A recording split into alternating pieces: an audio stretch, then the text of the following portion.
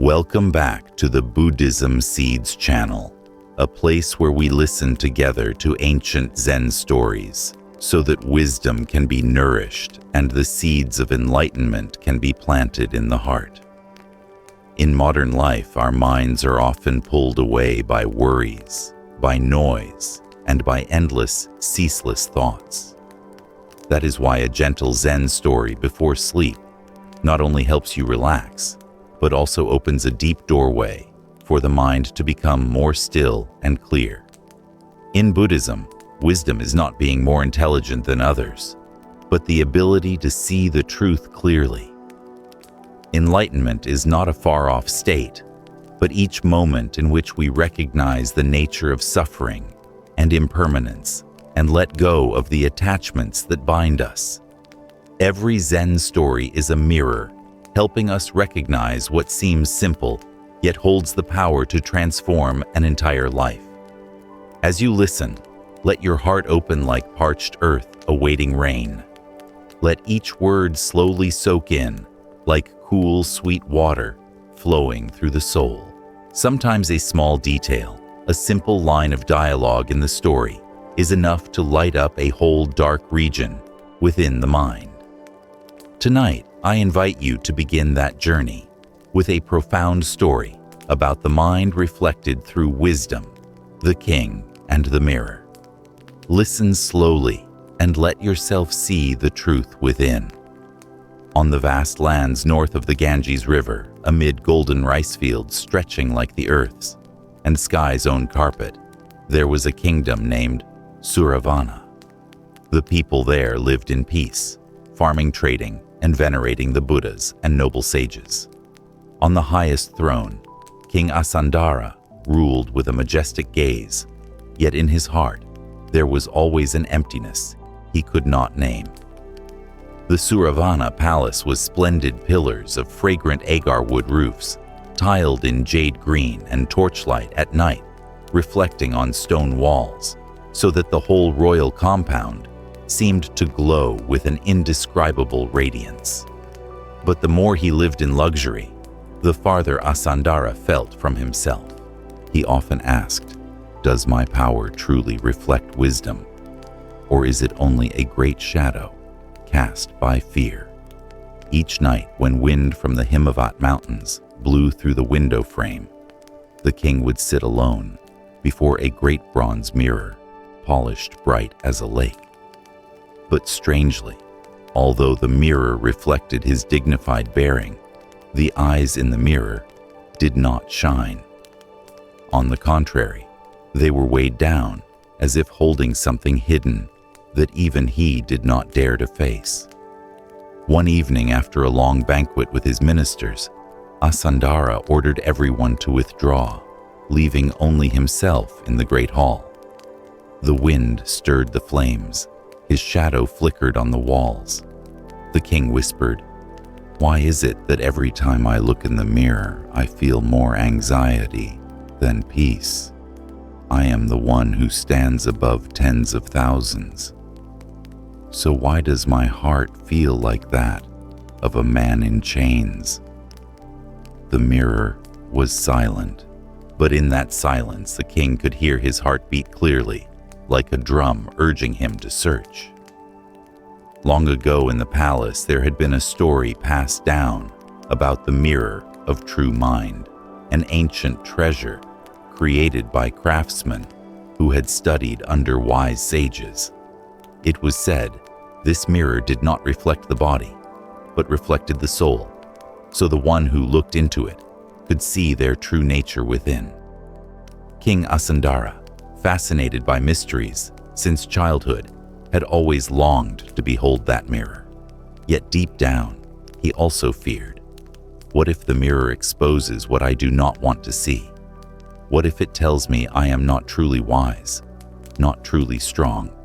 Then who will I be? On a full moon night, when the palace was awash in silver light, Asandara summoned his most trusted retainer, General Dharika, to his side. "Dharika, you have followed me since my youth. There is something I have kept in my heart for a long time. I have heard that at the Kalyana monastery east of the kingdom, they keep a strange mirror. They say it reflects not one's appearance, but one's soul. What do you think, General Darika? Bowed your majesty. I have heard that rumor as well. But people fear to look into it because not everyone has the courage to face themselves. Asandara raised his eyes to the full moon. Then is it possible that I, a king, would not dare to face my own mind? Darika fell silent. He knew well that this king was not like rulers who cared only for power and gold. For a long time, Asandara had been restless, searching for the deeper meaning of existence. The next day, the rumor that the king sought the mirror spread throughout the court. The civil officials gossiped. His Majesty is falling into a dream of delusion. The military men worried. If the mirror reveals something unfavorable, the throne could be shaken. But Asandara paid them no heed. He believed that true wisdom did not lie in the throne, but in the ability to see through oneself. In the days that followed, the king busied himself organizing a retinue to go in search of the mirror. Yet he would still quietly come to sit before the bronze mirror in the palace as if practicing for the journey ahead. Each time he looked into his own eyes, he would ask himself, what is real? What is false? Am I living in an illusion of my own power? One night, as the third watch drum had just sounded, Asandara dreamed. In the dream, he saw an old monk with a beard white as snow, holding a small mirror, gently saying, "You wish to see wisdom? Put down the throne in your heart, and then look." Asandara started awake, drenched in cold sweat.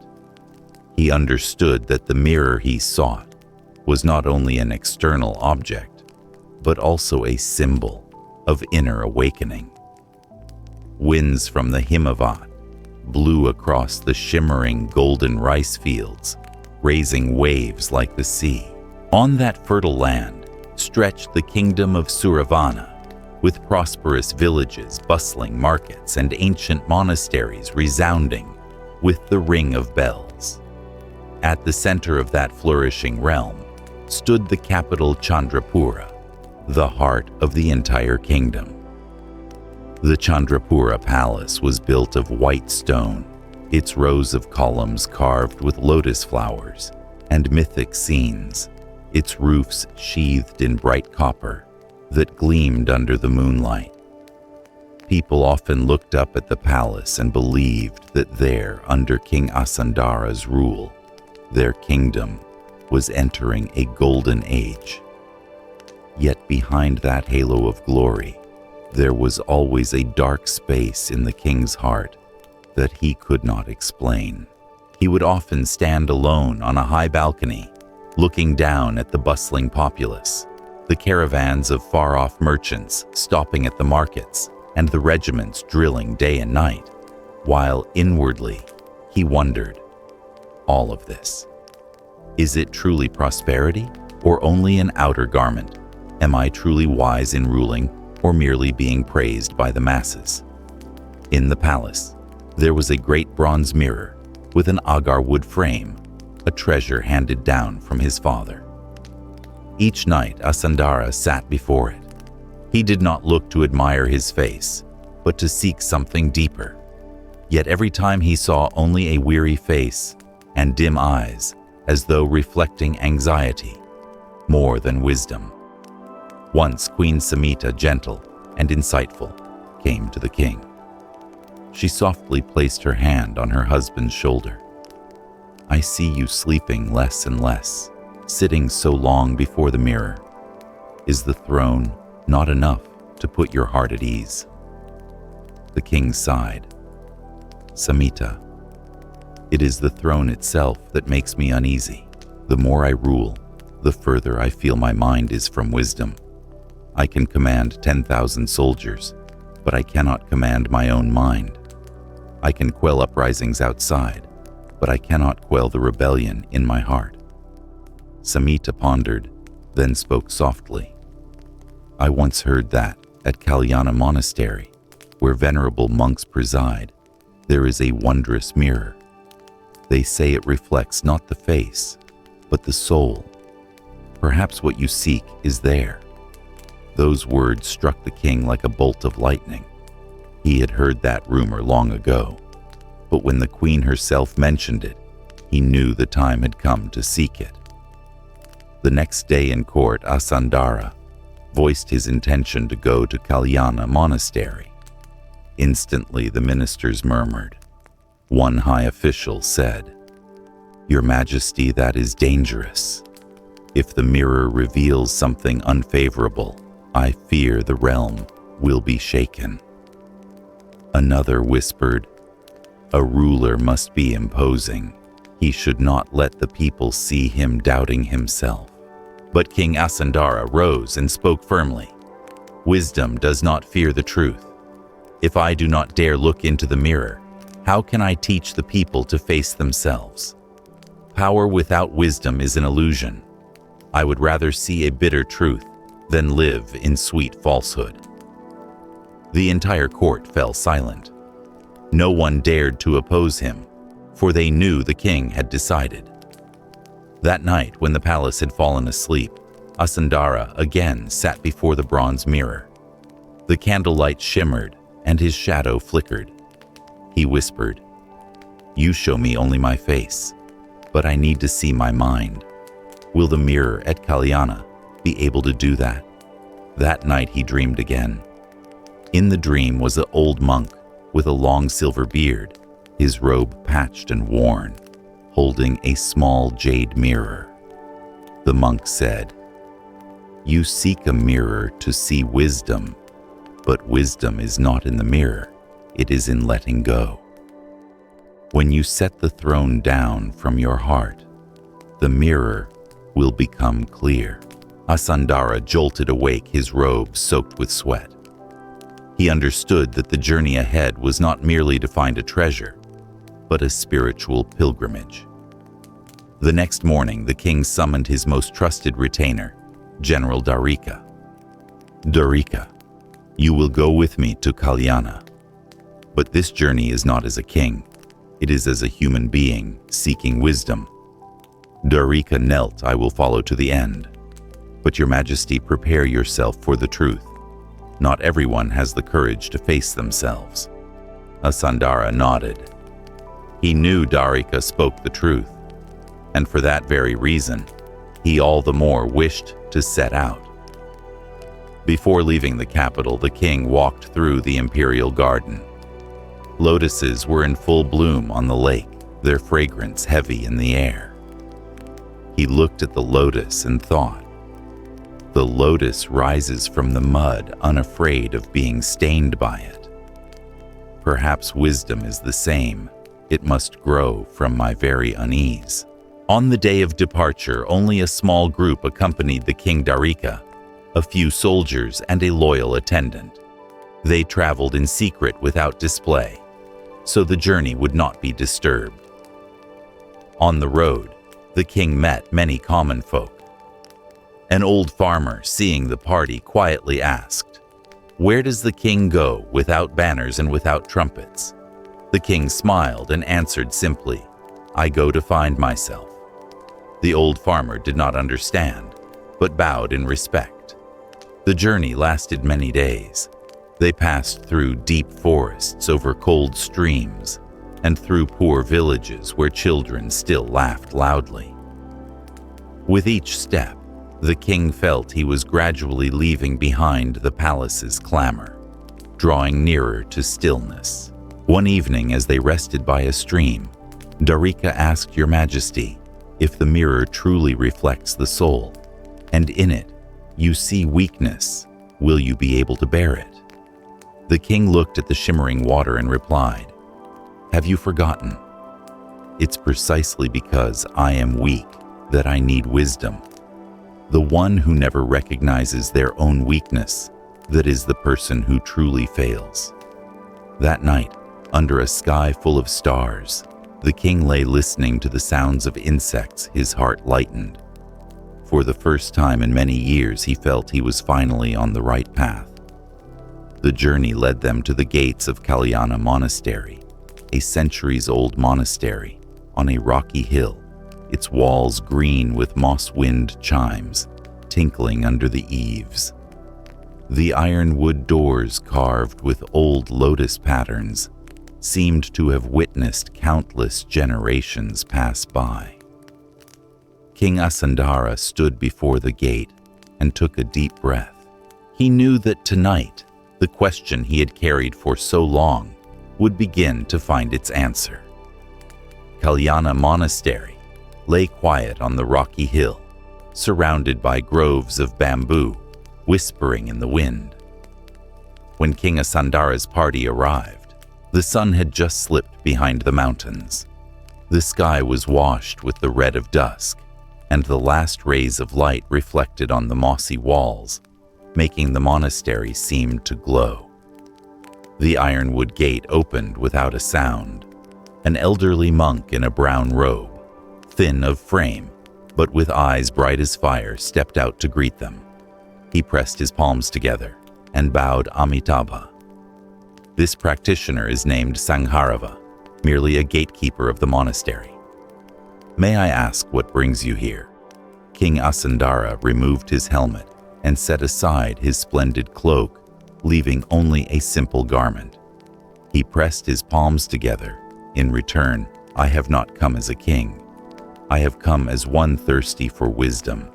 I wish to meet the master, who keeps the mirror of true mind. Sangharava smiled. Everyone says they want to seek wisdom, but those who truly dare to look into the mirror are few. Follow me. The retinue stayed in the courtyard. Only Asandara and Darika followed the monk through the gate. Inside, the air felt different, quiet, cool, with a faint scent of incense. Tall bamboo seemed to whisper. Moss-covered stone steps led toward the main hall. In the courtyard, young novices swept leaves, their eyes clear, their smiles gentle. They were not surprised by the stranger's arrival, as if accustomed to people coming here to seek answers for their lives. Leading Asandara into the main hall, Sangharava said softly, "If you wish to meet the mirror, first, meet your own mind. Please wait here." With that, he withdrew into the rear hall. In the dim light of hundreds of burning butter lamps, ancient statues emerged in dignified relief. Some bodhisattvas smiled, some sages sat in contemplation. All seemed to be watching the traveler's steps. Asandara sat down on a straw mat. Darika stood behind him, hand resting on his sword hilt, though his eyes were filled with uncertainty. Suddenly, a deep, resonant voice rang out. "Seeker of the mirror, what do you seek?" From the rear hall, a great master stepped forth. He wore an old yellow robe, and his eyes were deep like a nighttime lake. The entire space seemed to grow still in his presence. King Asandara rose and bowed. "Venerable Master, I have heard that the mirror of true mind is kept here. I have come to behold myself." The master sat and spoke slowly. "The mirror exists, but know this, the mirror does not lie. It will show you what you fear most and what you most desire. Do you dare to bear it?" Asandara drew a long breath. Better to see a bitter truth than to live in sweet illusion. The master nodded, then signaled for a novice to bring a bowl of clear water. He set the bowl before the king. "Look here, what do you see?" The king looked and saw his reflection trembling on the surface. "I see me, but indistinct." The master asked, "Then if the water is disturbed, what happens to the image?" The novice lightly tapped the bowl. Ripples spread, and the king's reflection shattered into 100 fragments. Asandara gasped, "I can no longer see my face clearly." The master smiled. So it is with the mind. When it is agitated, the image becomes distorted. To see yourself clearly, the mind must be as still as calm water. Those words pierced straight into Asandara's heart. He sat motionless, waves rising within. All this time he had looked into mirrors when he was filled with unease. No wonder the reflection was nothing but blur. That night Asandara was given a small room in the monastery. No high bed or warm quilt, only a straw mat and a butter lamp. Yet he felt strangely at ease. Before sleep, Darika asked, "Your Majesty, are you sure you wish to continue? If the mirror truly reveals the soul, it may expose what the entire realm must never know." The king answered softly, "Darika, the world may be deceived, but the mind cannot. If I do not dare face it, this throne is nothing but an empty chair." He closed his eyes, but sleep was filled with dreams. He saw himself standing amid a sea of people. All of them held mirrors up to him. In each mirror, he saw a different image. In one, a cruel king. In another, a terrified child. In another, a lonely wanderer. Finally, there was one mirror that showed nothing but emptiness. As he stepped closer, an echoing voice said, "You are that emptiness." Asandara jolted awake, drenched in sweat. He knew that tomorrow would be the day he truly faced himself. The next morning, the monastery drum sounded 3 times, and birds sang in the bamboo grove. Master Sankarava led Asandara into a chamber deep within the monastery. There was only a single ironwood chest, carved with lotus flowers and the Dharma wheel. The master asked, "Are you ready?" Asandara pressed his palms together, his voice firm. "Master, please open the mirror." When the lid was lifted, a pale light spread out. Inside lay a round mirror of jade green stone, its rim carved with ancient characters. It did not shine with a dazzling glare, but its light seeped into the eyes like moonlight into water. King Asandara trembled slightly. He stepped closer, sat down, took a deep breath, and looked into the mirror.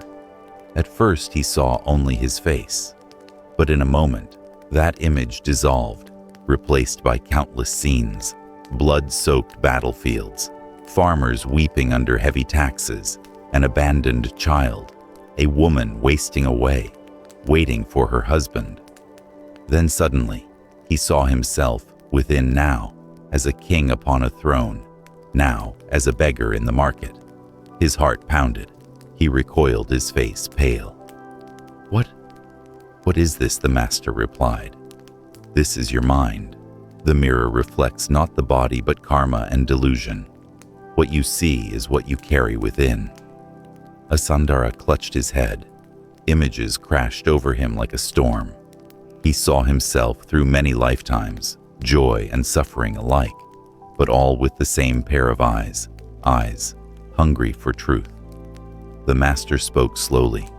"You see, the throne is only a garment. Beneath it, you are a traveler, amid impermanence. Wisdom is not possessing the throne, but recognizing your true nature." A tear rolled down Asandara's cheek. He had never wept before anyone. Darika stood by, stunned. The king whispered, "If so, I have lived all these years like a blind man. Even with 1,000 mirrors in the world, I have never truly seen myself." The master smiled gently. "Now you have. But this is only the beginning. The mirror points the way. Whether you walk it is up to you." The monastery bell tolled in the distance, its sound drifting into the bamboo, like an affirmation of their meeting. In the old chamber, the mirror of true mind still cast its soft glow. The air felt heavy, as if time had stopped. King Asandara sat motionless before the mirror, his heart beating like war drums. He knew he stood at the edge of a truth he had never dared to face. The master sat behind him, his voice deep. You have seen fragments of your lives, but the mirror has not shown everything. Look deeper still." Asandara shivered lightly. He turned his eyes back to the mirror. The images shifted again. This time he did not see battlefields or palaces, but a dark room. Inside, a small boy cowered, eyes full of fear.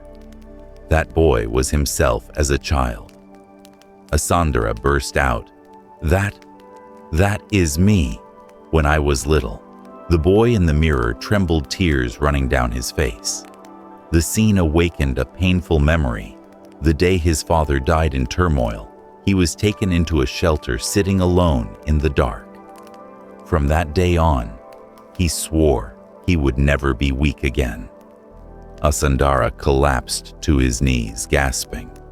"All these years I built a throne to hide that child's fear. I have ruled a kingdom, yet within me, I was still that panicked boy." The master nodded gently. Wisdom is not hiding the darkness, but looking straight into it. You must embrace that child. Then he made a sign. The mirror shone brightly, and suddenly, Asandara felt himself step into it. He stood before the boy in truth, with no distance between them. The boy looked at him and asked in a trembling voice, "Who are you?" Asandara choked up. "I am you when you are grown." The boy burst into tears. "Are you still afraid?" He knelt and embraced the child. "Yes, I am still afraid, but I no longer run. I must learn to live with fear." In that very moment, the darkness dissolved. Light from the mirror filled the room. Outside, Darika was overwhelmed and fell to his knees. When Asandara opened his eyes, he was still sitting before the mirror, tears streaming down his face. For the first time in his life, he felt at ease. The master smiled. "You have touched the root, but there is yet another layer. The mirror will test you with the thing you cling to most power." Asandara swallowed. Once more he looked into the mirror. An image appeared, a blazing golden throne, multitudes, kneeling, shouts of praise rising to the sky. Upon the throne sat himself, majestic, but with cold eyes. Suddenly, from that very throne, a vast shadow surged forth, his own form, but fiercer, its eyes burning red. The shadow laughed loudly. "I am you when you crave power. I am strong, invincible. No one dares defy me. Do you truly wish to abandon me?" Asandara shuddered. That shadow was the very part of himself he had relied on to rule. It had made enemies tremble and kept the court stable. If he let it go, what would remain? He cried out, "No, you are not wisdom. You are only the shadow of fear." The shadow roared and lunged, but when it struck him, Asandara did not resist. He sat still, closed his eyes, drew a deep breath, and remembered the master's words. Wisdom does not hide the darkness. It looks straight into it. Opening his eyes, he looked directly at the shadow and whispered, "I know you. You are the fear of being forgotten, the ambition I fed. You once protected me, but I no longer need you. I accept you, and I release you." Strangely, the shadow stopped. Its eyes softened, and it dissolved into mist. The throne vanished as well. In the mirror, only a clear radiance remained, like a still lake under the moon. Asandara broke down and wept, bowing his head to the floor. Wisdom does not lie in power. Enlightenment is the courage to let go. The master stepped forward and laid a hand on his shoulder. "You have passed through the deepest layer. The mirror has nothing more to show you because you have seen your own mind." The whole room sank into sacred silence. Darika knelt at his feet, tears rolling down. He murmured, "Your Majesty, I have never seen you like this. I see a human being, not only a king." Asandara lifted his head, his eyes clear and bright. Yes, today I have truly met myself again. The monastery bell rang out long and lingering, as if embracing everything. In the quiet chamber of Kalyana Monastery, Asandara sat silently before the mirror. Now the mirror no longer showed violent scenes, no more shadows, no more terrified child. There was only a clear, gentle light, like the surface of a lotus pond at daybreak. The master looked at him and spoke slowly. You have seen the truth. So where do you want to bring that truth? Asandara looked up. The confusion was gone from his eyes. In its place was clarity. Master, I once thought wisdom was superior knowledge, a power for ruling. But now I understand wisdom is not for domination, but for letting go. Enlightenment is not becoming someone else, but returning to oneself. The master nodded. Good. But wisdom does not stop within the mind. Wisdom must enter life, become action, become the way you treat all people. Remember, you are not only a seeker of the mirror, you are the one who leads the multitudes. How will you use this new wisdom? Asandara was silent for a long time. He understood that the real test was not in the monastery, but when he returned to the palace to face the court, the struggles for power and decisions that would affect tens of thousands. That night, he sat in the monastery courtyard. Moonlight lay white across the brick, and the bamboo grove whispered. Darika came to sit beside him and asked softly, Your Majesty, do you feel lighter now? Asandara smiled. For the first time in my life, I feel this light. For years I carried the burden of the throne on my shoulders. It turns out the chains were not from the throne, but from my clinging mind. Darika looked at the king, moved. He had followed the king since youth, witnessing countless battles and intrigues, but never had he heard the king speak with such calm. The next morning, the master called Asandara before the main hall. He placed the mirror of true mind back into the ironwood chest, locked it, and handed the key to a novice. You have seen what needed to be seen. This mirror will not go with you because wisdom does not reside in a mirror. It resides in you. Take that clear heart back to your kingdom. Asandara bowed in gratitude. Master, I cannot repay this favor with gold or silver. I can only repay it by living in accordance with the wisdom I have just seen. The master smiled gently. That is enough. Leaving the monastery, the small party descended the mountain. On the road home, Asandara saw everything differently. The mountains were the same. The river was the same. Yet to his eyes, all shone with light. He realized the world had not changed, only his mind had. When they reached the capital, Chandrapura, the court came out to welcome him. Civil and military officials and Queen Samita all stood waiting. They worried about what the king would bring back. At the first court session after his return, a high official asked, Your Majesty, did you find the legendary mirror? What did it show you? The entire court held its breath. Asandara rose. His voice rang out powerful yet gentle. The mirror showed me myself. It did not grant power. It did not grant glory. It only laid bare the truth. And the truth is this: I am also weak, also afraid, also lost, like anyone else. But only when I looked straight at that did I see wisdom. From now on, I rule not to satisfy power, but to share clarity. The court was utterly silent. Some officials had tears in their eyes. Queen Samita smiled softly, her heart filled with happiness. After that, Asandara began reforms. He reduced taxes for the poor, encouraged integrity among officials, founded schools for children, and allowed monks to enter the palace to teach the Dharma. But what moved the people most was not these reforms, it was the king's attitude.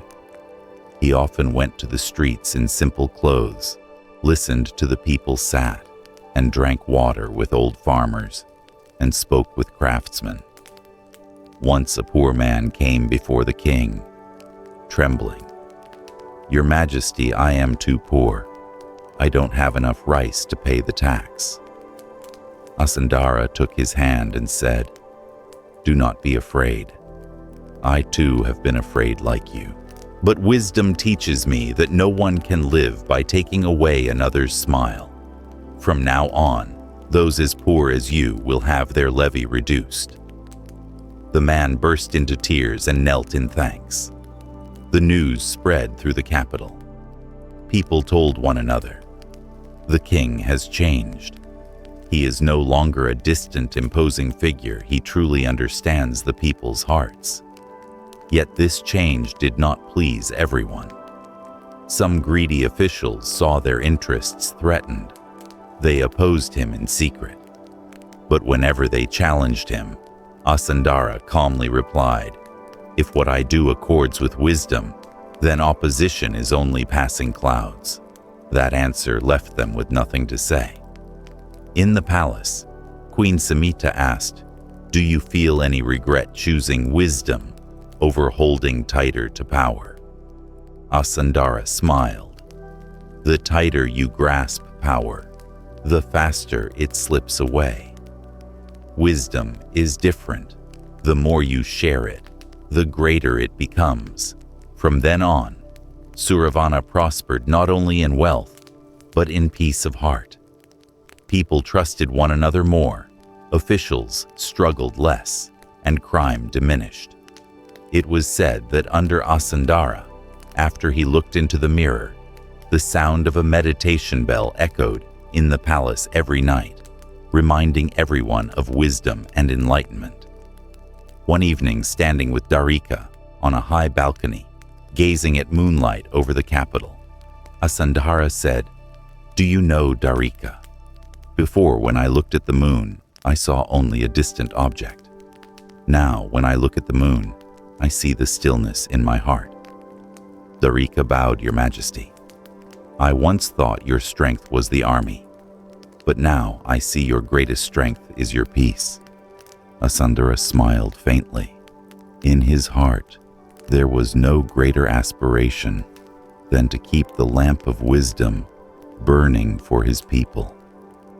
Many years passed since the day King Asandara looked into the mirror of true mind. Under his reign, the kingdom of Suravana was not only prosperous, but known as a land of wisdom and compassion. Merchants came from afar, not only for bustling markets, but to learn how a king could rule with peace instead of fear. In Chandrapura, the people often repeated a saying, "The king no longer sits on the throne by power, but by understanding." So it was. Asandara now lived simply. He often wore light garments, strolled in the lotus gardens, spent time listening to the people, and each month invited monks to teach the Dharma to the court. One day Darika walked into the garden and found the king sitting beneath a mango tree, eyes closed, breathing even.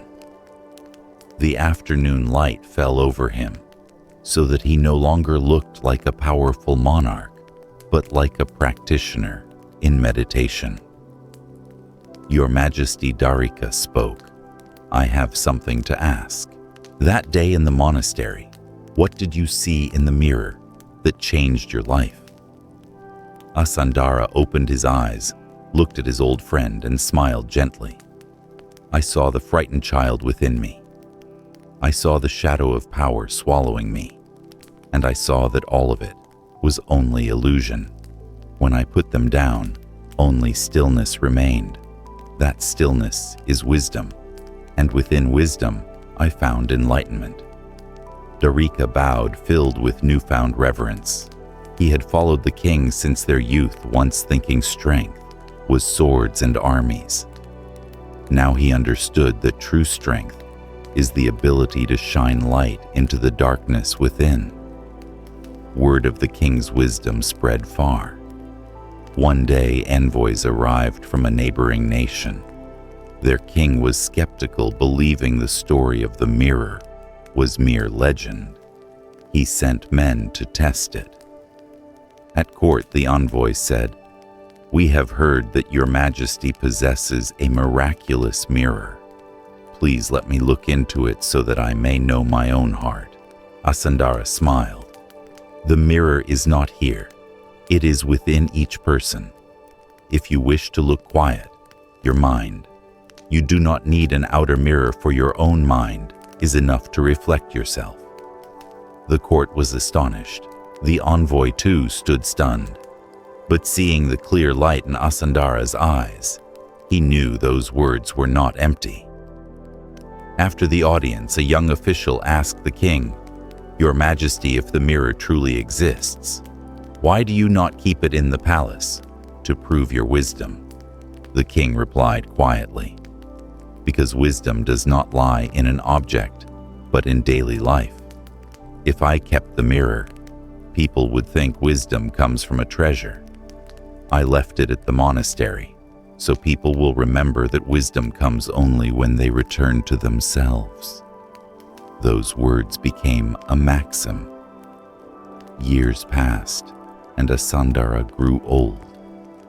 One night, he sat with Queen Samita on a high terrace looking at the full moon hanging in the sky. Samita asked softly, "After everything, do you have any regrets?" He held her hand, his voice warm. "No. Once I feared the dark and was intoxicated with power. But then I realized darkness only makes the light more radiant, and power has meaning only when I can set it down. My only wish is that after I am gone, my people will keep the lamp of wisdom lit." Samita rested her head on his shoulder. The moon shone down, bearing witness to a love and a life illuminated by enlightenment. When Asandara passed away, the people of Suravana raised a simple memorial stupa in the lotus garden. No gold, no precious stones, only a stone tablet engraved with the words, "He taught us that wisdom is not found in a mirror, but in the heart itself." Generations continued to tell the story of the mirror of true mind, not as a far-off legend, but as a living lesson. Face your fear, let go of ambition, and find wisdom and enlightenment in everyday life. King Asandara's story leaves us with a clear mirror for the journey toward wisdom and enlightenment. It reminds us that wisdom is not merely superior intelligence, nor outdoing others in calculation or speech. In the light of meditation, wisdom is the courage to face the truth, even when that truth stings, even when it exposes the corners we have long avoided. Only when we face it without running does the darkness dissolve, and true light has a chance to arise. Likewise, enlightenment is not some mysterious miracle from outside. It does not lie in a magical mirror, a rare treasure, or an extraordinary event. Enlightenment is the moment we dare to remove each invisible shackle that has bound us, the fear of abandonment, the thirst for power, or the oversized ego that always seeks praise. When those fetters fall away, the mind is truly free, and that freedom is enlightenment. As for power, wealth, and fame, the things people chase all their lives, they are in the end only shadows cast upon the water. They shimmer and look beautiful, but are fragile and easily broken. A passing breeze, a small ripple, and the shadow is distorted. Only when the mind is truly still, no longer agitated, do we see the real moon, the true and enduring nature of life. In life today, we look at ourselves in countless mirrors each day. at praise and blame, at work comparisons on social media, the judging eyes of family success and failure in our careers. We scramble to adjust our image in those mirrors, hoping to appear better, more successful, more validated. But the more we look, the more uneasy we feel, because the image in those mirrors is never truly whole. The message from King Asandara's story is this: stop, turn inward, and look directly at yourself. Do not chase the outer mirrors, they only reflect the surface. When we dare to look into the inner mirror that reveals both our fear and our ambition, we discover something wondrous. Peace no longer depends on anyone else, no longer wavers with praise or blame. That peace is an unbreakable strength, the foundation for living true and living deep. From there, we understand that wisdom and enlightenment are not far away. They exist in every moment. We have the courage to be honest with ourselves, and in every breath where we let the ego drop and feel the heart grow light. That is the greatest gift the mirror of true mind leaves to the world. That night, during a gathering of novices, a young monk retold the story of King Asandara and the mirror. As the monastery bell rang, the elder smiled and said, "Wisdom is not only in the mirror, but in every breath, every drop of water, every fish swimming in the river." To understand this, I will tell you another story: the fish in the water. The story of the fish in the water. By the banks of the Vishala River, where clear water flows year-round, there was an ancient village named Nandigama. The people there lived by fishing and growing rice. In the rainy season, the river rose, fish poured down from the headwaters, and the whole village bustled like a festival. In the dry season, the water receded, sandbars appeared, and villagers had to row far to find fish. In that village lived a young man named Kalyana. His father died early, and his mother was frail. From childhood, Kalyana followed his uncles and older fishermen out on the river to catch fish. When he grew up, he became a skilled netcaster, quick and brave, but his heart always held an emptiness he could not name. Each morning, as the sun reddened the face of the river, Kalyana would cast his net and watch the fish thrash beneath it. His friends cheered whenever they hauled in a big catch, while he would often sit quietly, looking at the current, and sigh softly. One day, his close friend Sajida asked Kalyana, "Why is it that every time we catch fish, you never laugh out loud like the rest of us? Aren't you happy to have more fish and more money for rice?"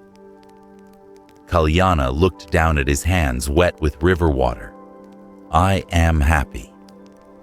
But I don't know why whenever I see the fish struggling in the net, I feel my chest tighten. It's like I'm trapped somewhere too." Sajida laughed. "You're always thinking in strange ways. Fish are for eating and selling. That's just how it is. Don't overthink it." But that very overthinking followed Kalyana constantly. He began to have strange dreams in them. He was a fish thrashing in a net, desperate to return to the river. When he woke, cold sweat broke out, and he could no longer tell which was the fish and which was himself. One afternoon, after an exhausting day on the water, Kalyana sat resting on the bank. The sun sank behind the mountains. The river glowed red with dusk. Beside him, a figure appeared, a thin ascetic monk in a dark brown robe, holding a bamboo staff. His face was gentle, and his eyes were bright, as if they could see into a person's heart. He sat down next to Kalyana and asked, "Son, why do you sit there dazed, like someone who has lost himself?" Kalyana started. "Sir, I have lost nothing. I just caught many fish. But strangely, my heart is still empty." The monk smiled and looked at the water. "You catch fish, but you yourself are trapped in the net. Do you see, a fish lives in water. Water is its home. Take a fish out of water, and it dies. But people are different. They pull themselves out of the river of a peaceful mind, and then suffer in the very net they cast." Kalyana's eyes widened. He didn't fully understand. "What do you mean, I only want to live to feed my mother and myself?" The monk nodded. "That's not wrong, but ask yourself this. When you're busy clutching each fish, do you remember that you too are searching for a river for your own mind? Your mind is thirsty, just as a fish thirsts for water." Those words echoed in Kalyana's head.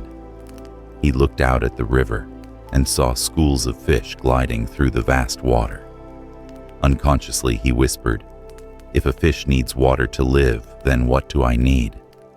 The monk smiled and stood. "You need wisdom. Only wisdom is the real water. Seek it, and you will see." Then he walked away, his figure shrinking into the sunset. From that day, Kalyana began living in two worlds, the world of fishing nets and the world of questions. Each time he cast his net, he heard in his mind, "The fish needs water. You need wisdom." So where is wisdom?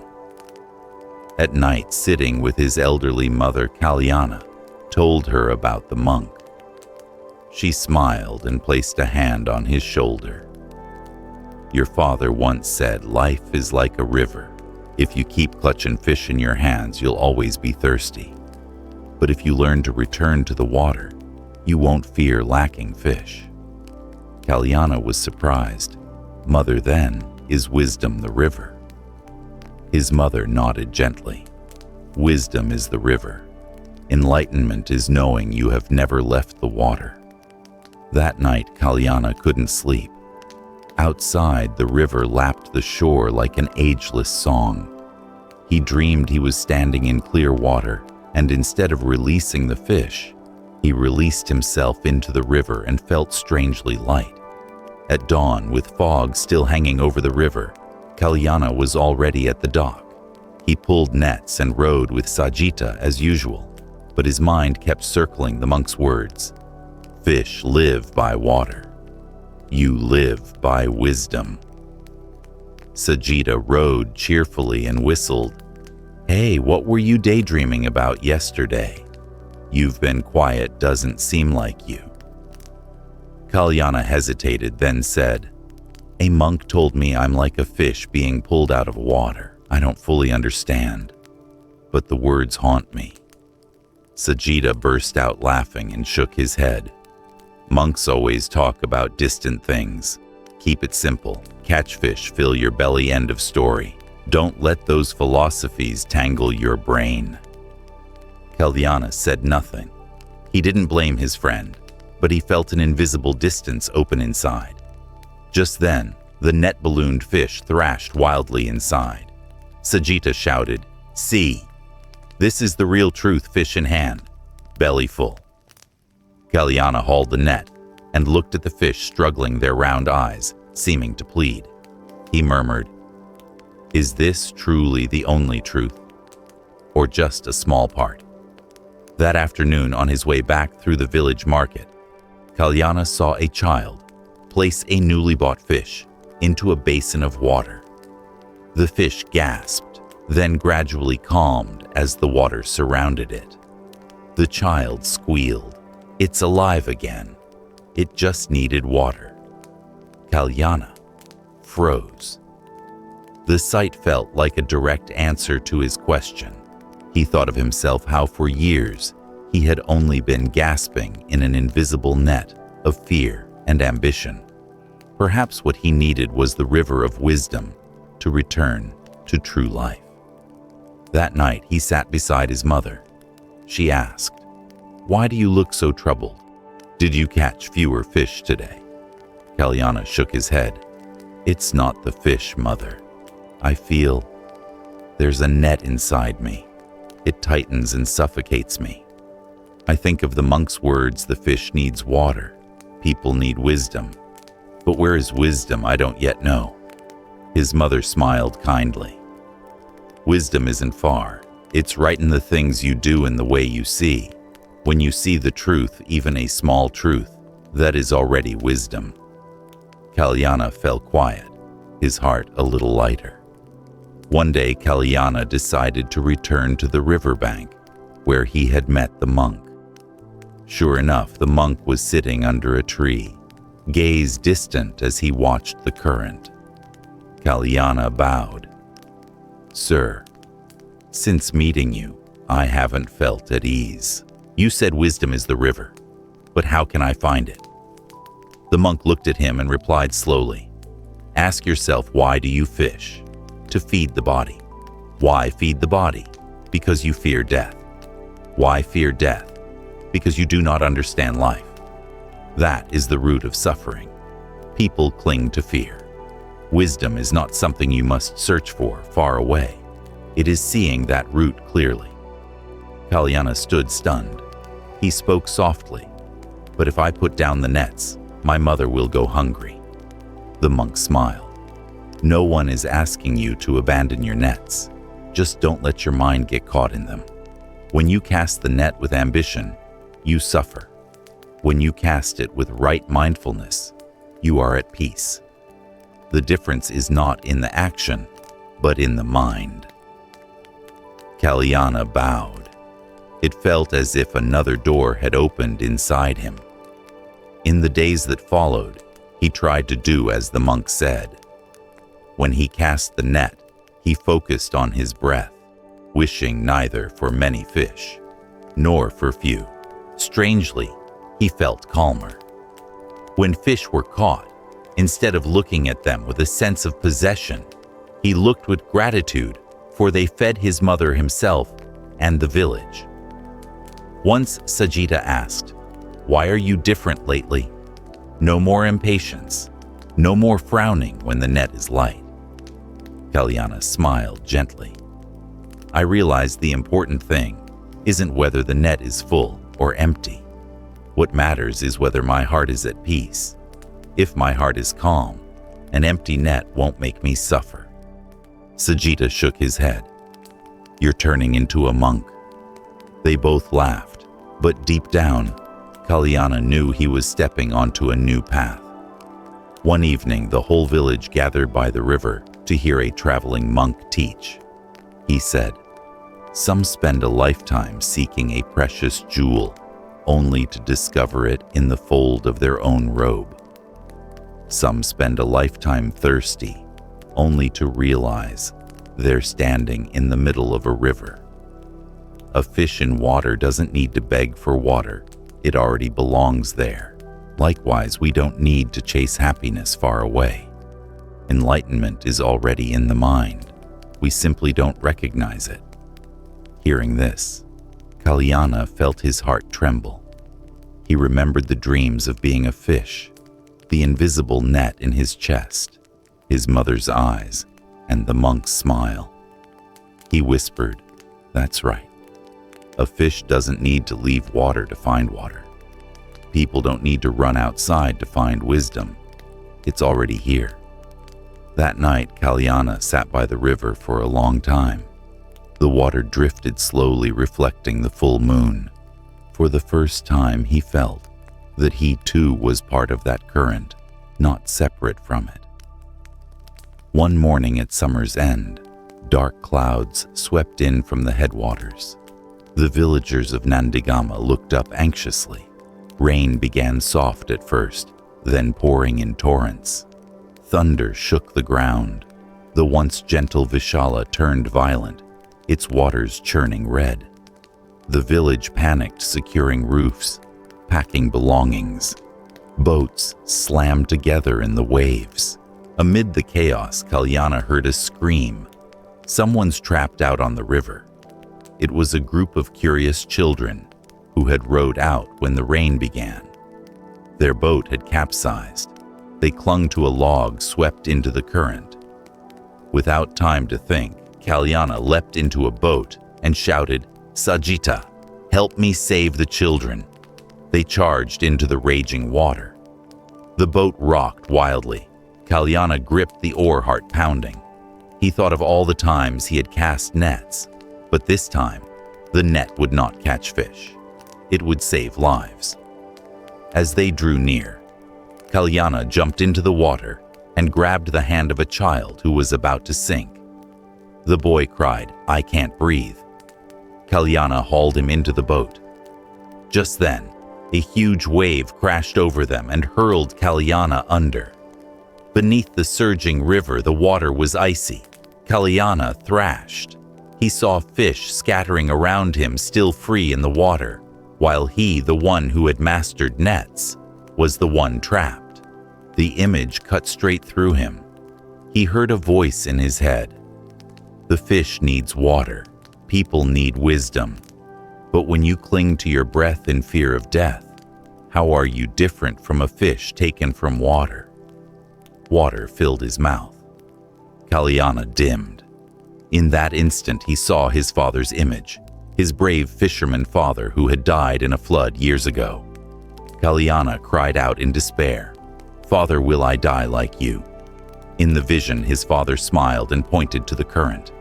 "No, son, I did not die. I returned to the water. Let go, don't fight. The water will bear you."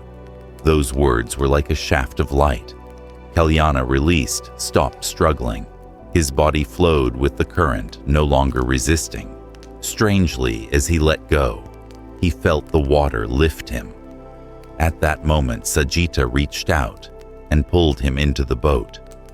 Gasping, Kalyana lay on the wooden deck, tears mixing with the rain. He looked at the black sky and whispered, "A fish does not fear water. It only fears being taken from it. People do not fear life.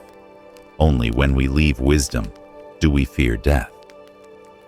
After the flood, Nandigama suffered many losses, but everyone knew that thanks to Kalyana and Sajita, the children were saved.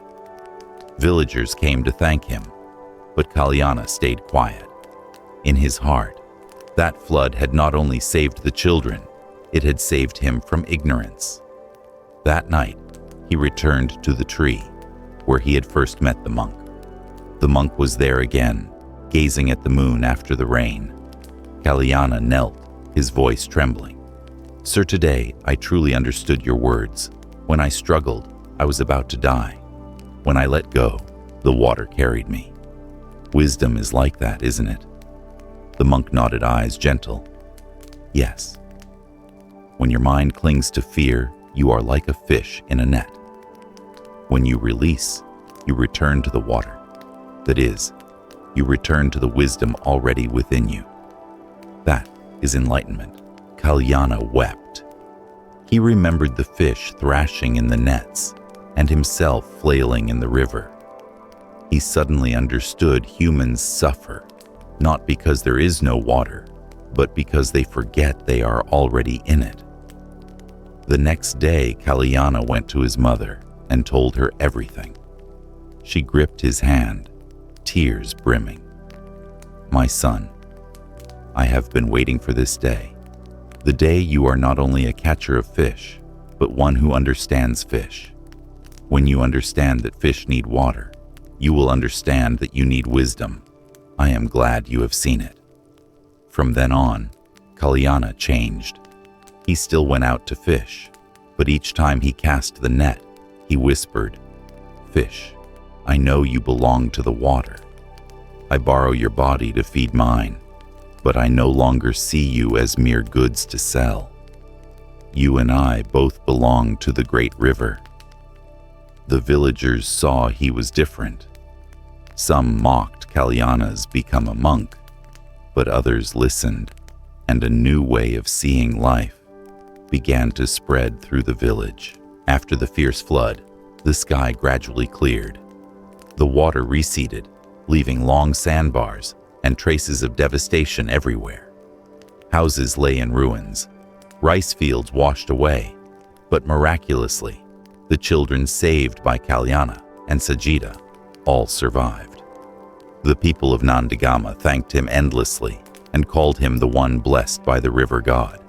But Kalyana only smiled and took no credit. In his heart, that event was not for honor. It was a reminder that he himself had been saved from ignorance. One morning, Kalyana rowed his boat out onto the river. The water was calm, the sky a clear blue, schools of fish darting about. He cast his net but felt no haste or greed. Whether the net was heavy or light, he simply smiled. Sajita was surprised. Before, whenever the net was empty, you'd scowl all day. Now you don't seem to care. Have you stopped being a fisherman? Kalyana smiled gently. No, I'm still a fisherman. But I've learned something. Whether the net is full or empty matters less than the state of my mind. If the mind is at peace, even an empty net is a lesson. If the mind is agitated, even a full net won't bring happiness. Sajita shook his head, half believing, half doubtful. But he knew his friend had changed. Day by day, Kalyana gradually shared his experience with the villagers. When they gathered around the fire, he often said, "A fish needs water, not because water makes it great, but because water is its natural home. People are the same. Wisdom is the mind's home. If we forget it, we suffocate in our own nets." Someone asked, "So where is that wisdom?" Kalyana answered, "In the smallest things. When we notice our anger and stop, that is wisdom. When we see greed arise and let it go, that is wisdom. It isn't far away, it's right here in this moment." The villagers began to listen. They started to follow Kalyana's example. No more fierce quarrels, no cursing when fish were few, no comparing when the rice harvest was poor. One day, a poor man named Ravana came to Kalyana and lamented, "I fish all day and still can't feed my wife and children. Life is so unfair." Kalyana sat him down by the river and asked, "When you cast your net, what are you thinking?" "I think that if I don't catch fish, my family will starve." That is the net in your mind. If you cast your net with fear, even if you catch fish, your heart will still suffer. Try casting with peace. Don't let fear steer you. Ravana was puzzled. Can a person really be peaceful while casting a net? Kalyana smiled. Yes. A fish needs water to live. You need wisdom to cast the net. When wisdom is present, even a small fish is a gift. Those words brought Ravana to tears. News of the changes in Nandagama spread to neighboring villages. People came out of curiosity to hear Kalyana speak. Some called him an enlightened fisherman. He only smiled. "I'm not enlightened at all. I just remembered that I've been in the water all along." One day, the monk he had met before appeared again. He looked at Kalyana with joyful eyes. "I see you understand. You don't need a mirror or dogma. You've found the water within your own mind." Kalyana pressed his palms together. "Moved, sir. You planted the seed. But without the flood, perhaps I wouldn't have let go. It seems hardship is also a teacher." The monk nodded. "Yes. Rushing water can sweep away houses, but it can also wash away mud. Hardship is the same. If you know how to look, it will cleanse the mind." From then on, Kalyana taught the village children to swim, not only to survive floods, but to understand the river. He told them, "Remember this, a fish in water doesn't search for water because it's already in it. You're the same. Don't look for happiness far away. Happiness is in your breath, in your laughter, in being here together."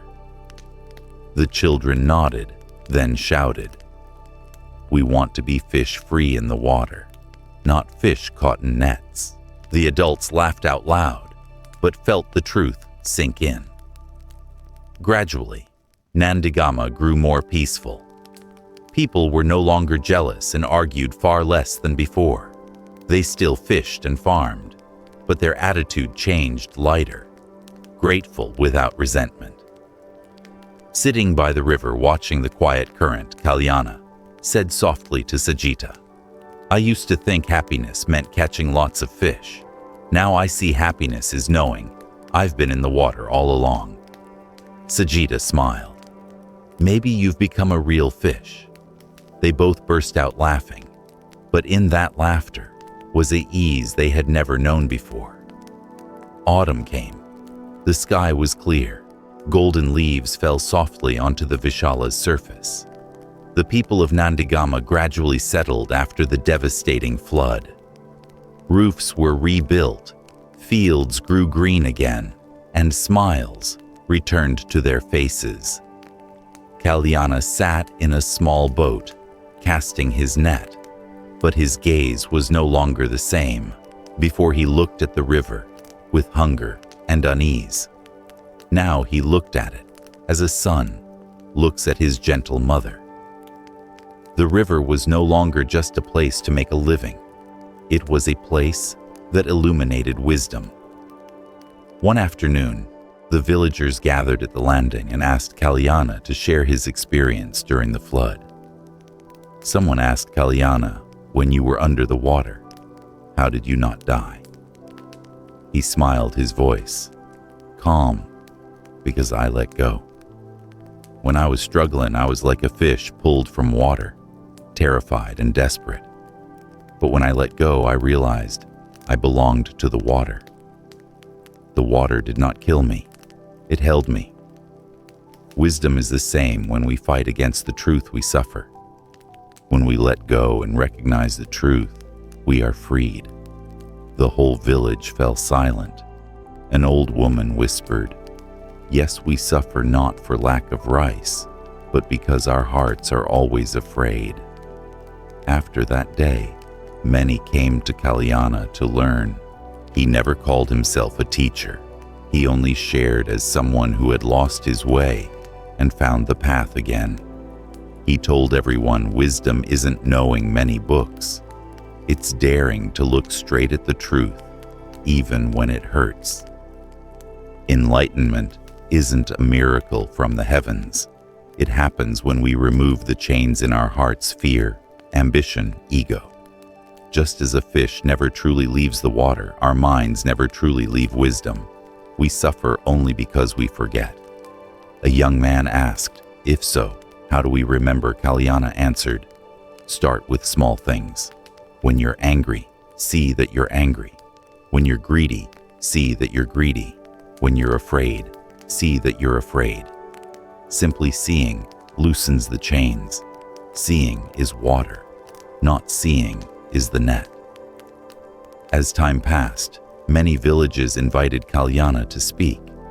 He became a bearer of hope, not through fancy words, but through honest experience.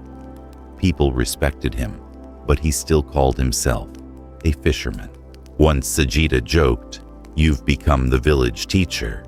You're not a fisherman anymore." Kalyana laughed and pointed to the river. A fish in water never thinks of itself as a fish or a teacher. It just lives in the water. I'm the same.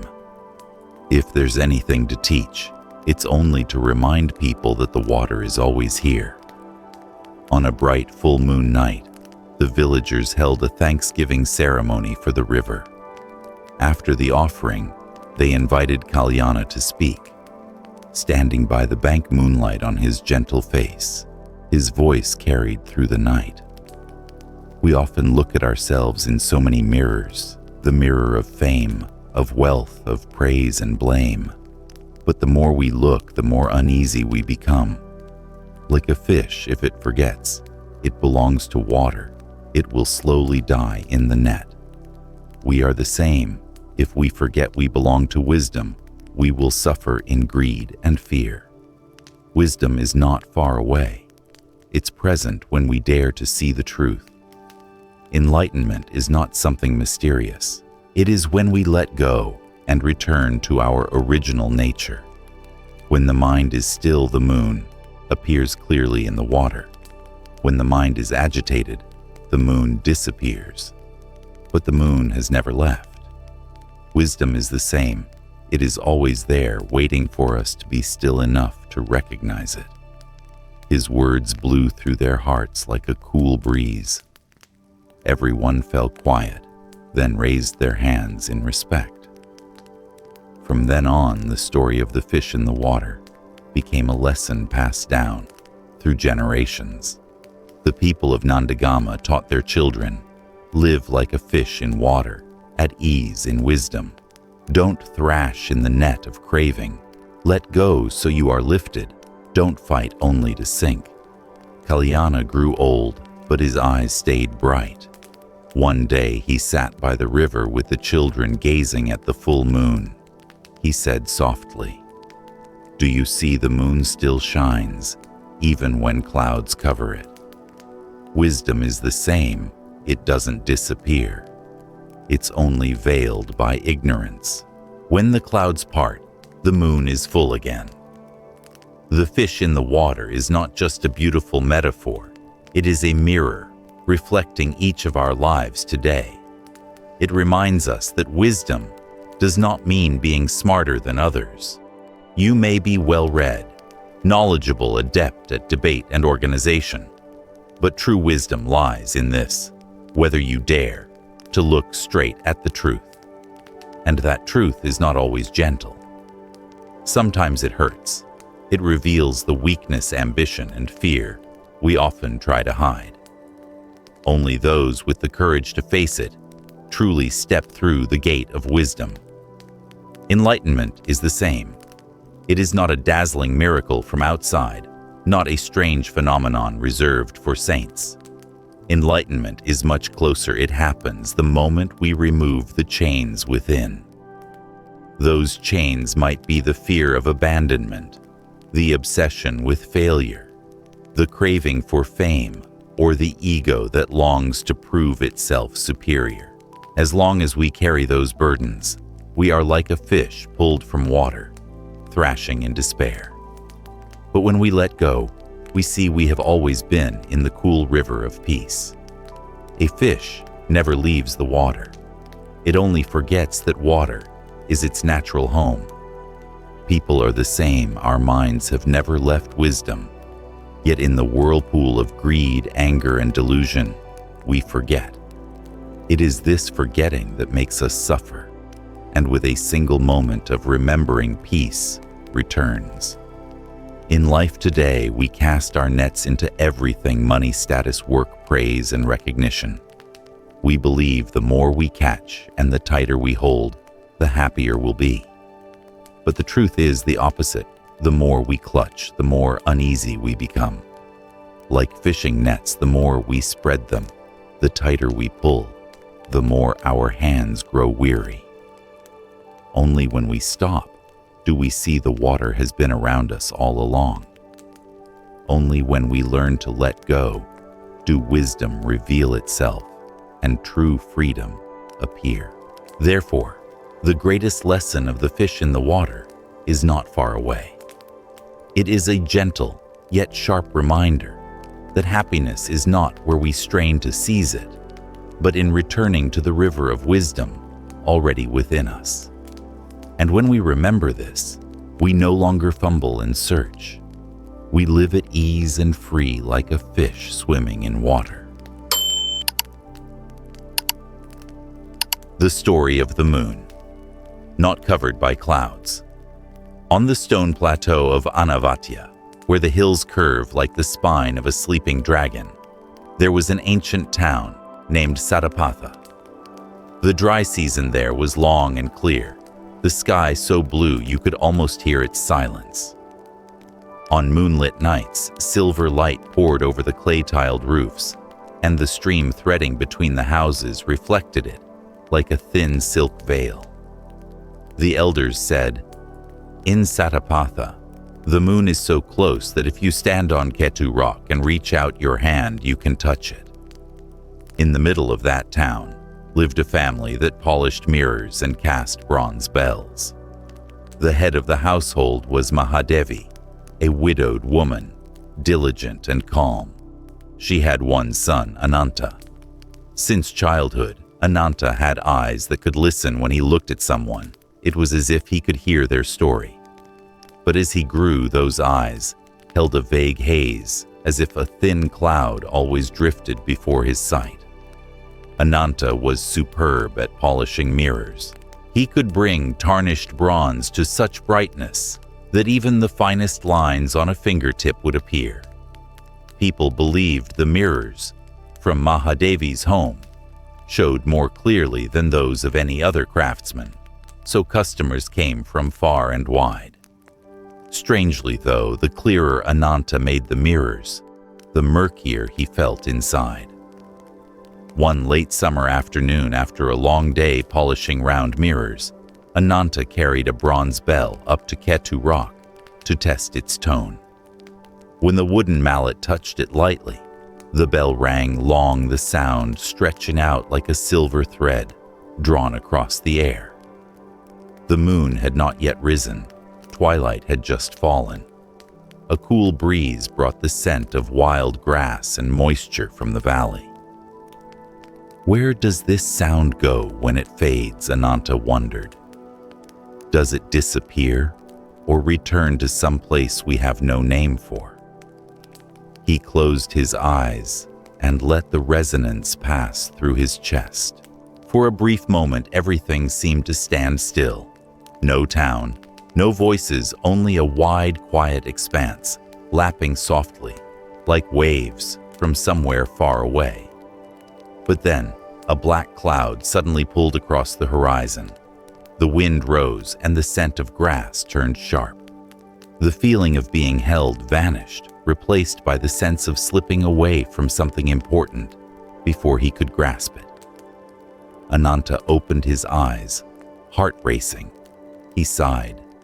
Is it the clouds that cover the moon, or is it my eyes that are clouded? That evening, Ananta returned late. His mother Mahadevi sat by a wooden table lighting oil.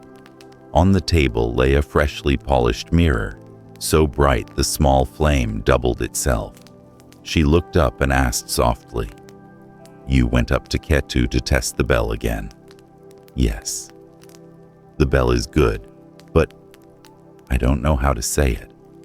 Mother, sometimes I hear the sound as if I'm touching a very pure, strange openness. Then, with just a gust of wind, a cloud, everything disappears." Mahadevi smiled. "My son, the moon, doesn't vanish. When clouds pass, it's only our eyes that can't see for a time." "I know. But why can't I hold on to that clarity longer? I keep thinking if I just know more, do better, I'll grasp it. The more I polish mirrors, so people can see their faces clearly, the less I can see my own mind clearly. Then it's time you stop polishing mirrors. For one night, Mahadevi set her hand on the mirror, and polish your breath." "Polish my breath?" "Yes. Breath has tarnish like bronze. When you rub it again and again with attention, it shines.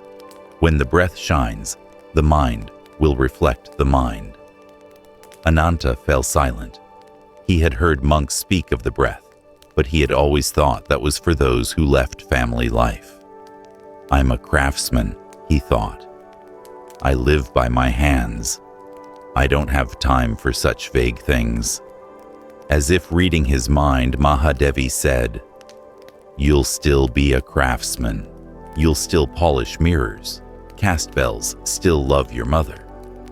No one says you must leave anything. It's just that while you work, you can polish one more thing. Polish your presence." "I'm afraid I'm not skillful enough." "You're skillful enough to make mirrors so bright that everyone seeks them out. Why not trust you're skillful enough to make your mind bright?" Ananta bowed his head. Perhaps Mother is right. But a vague fear still clung to his chest, like a wisp of smoke. If he paused to breathe, would everything slip from his grasp? The next day, a caravan of merchants from Gandhara arrived ordering a large bell for a newly built hall. Their leader was a tall, thin man named Rudraka, with eyes sharp as knives. He examined Mahadevi's bells and nodded.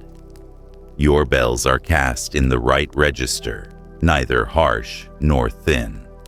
But I want something that can pass through a person's bones." "What do you mean?" Ananta asked. "I mean that when it's struck, it makes people remember what they've forgotten, even if they don't want to." Mahadevi looked at her son. "Ananta, did you hear?" He swallowed. "Make people remember what they've forgotten."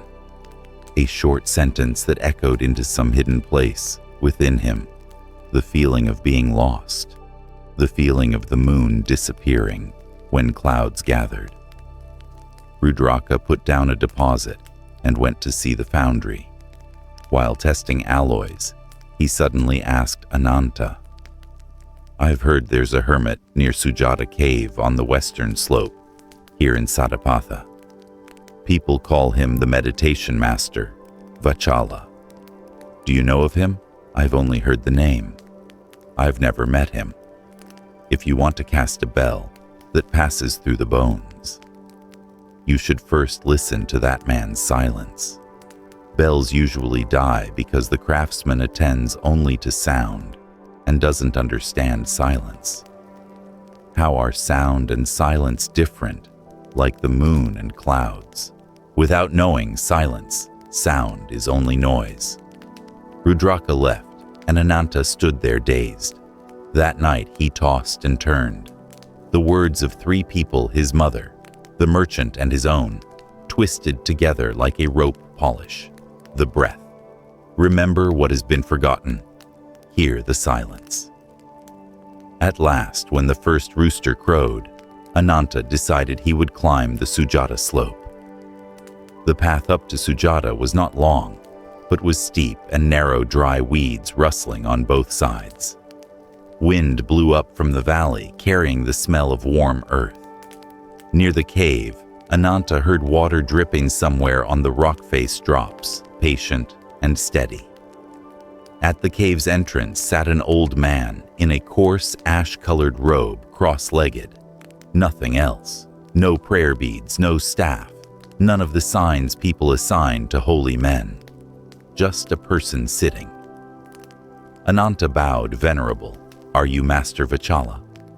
"That's what they call me," the old man answered calmly. "As for me, I'm only someone with the task of sitting. Son, did you come here to ask about bells or about clouds?" Ananta was taken aback. "About clouds? I think so.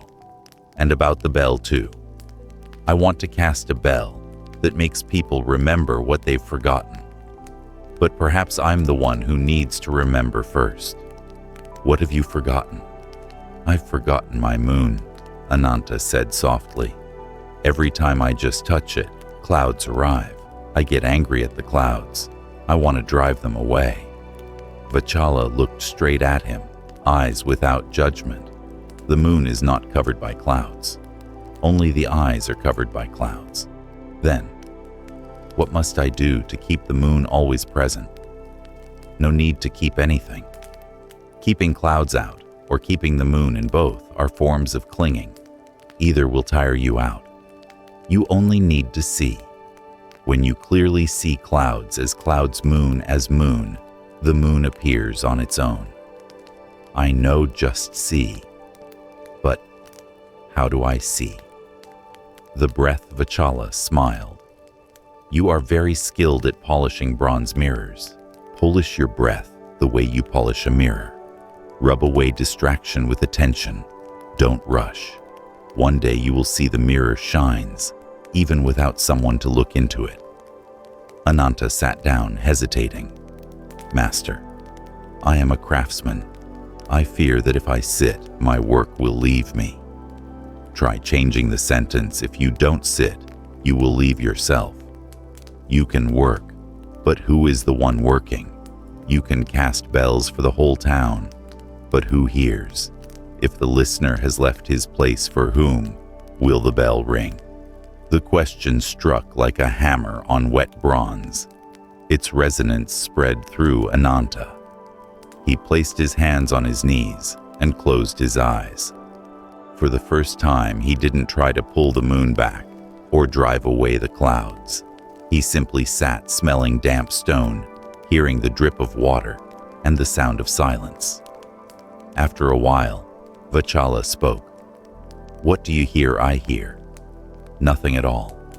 Nothing at all is enough. In that nothing at all, you will begin to hear everything, Master. What if clouds arrive in a moment? Let them pass. You don't need to chase clouds away. You only need to remain. Remain, where there is knowing of clouds coming and going." Ananta opened his eyes and looked at the deep blue sky beyond the cave mouth. The moon had not risen, but he felt as if there were an invisible radiance behind everything. He bowed deeply. "Please allow me to return to the foundry. I want to cast a bell that passes through the bones," as the merchant said. "But this time, I'll pour a little silence into the alloy." "Pour compassion as well," Vachala added. "A bell is not only to awaken, but to embrace the weary. When people hear a bell and feel accepted, its sound will travel far." In the days that followed, Mahadevi's foundry burned through the night. Ananta mixed his alloy to a new ratio red copper white tin and a bit of silver he had kept since his father's time. But the greatest change wasn't in the furnace. It was in the craftsman's heart. Before each casting, Ananta set down the mallet and sat quietly for 30 breaths, just sitting and knowing he was sitting. Mahadevi watched her son and smiled without a word. When the bell's form emerged, Ananta polished it. The blade traced circles while his hands matched the rhythm of his breath.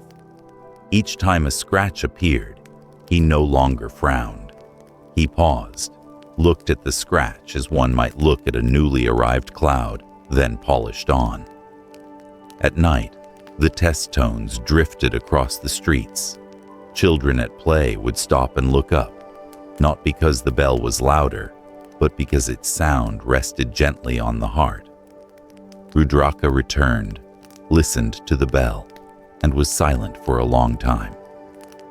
Placing his hand on it, he whispered, "There is silence within the sound." Good.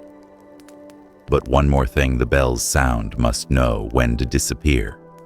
If it clings, it will tire the listener. "I understand." Ananta nodded.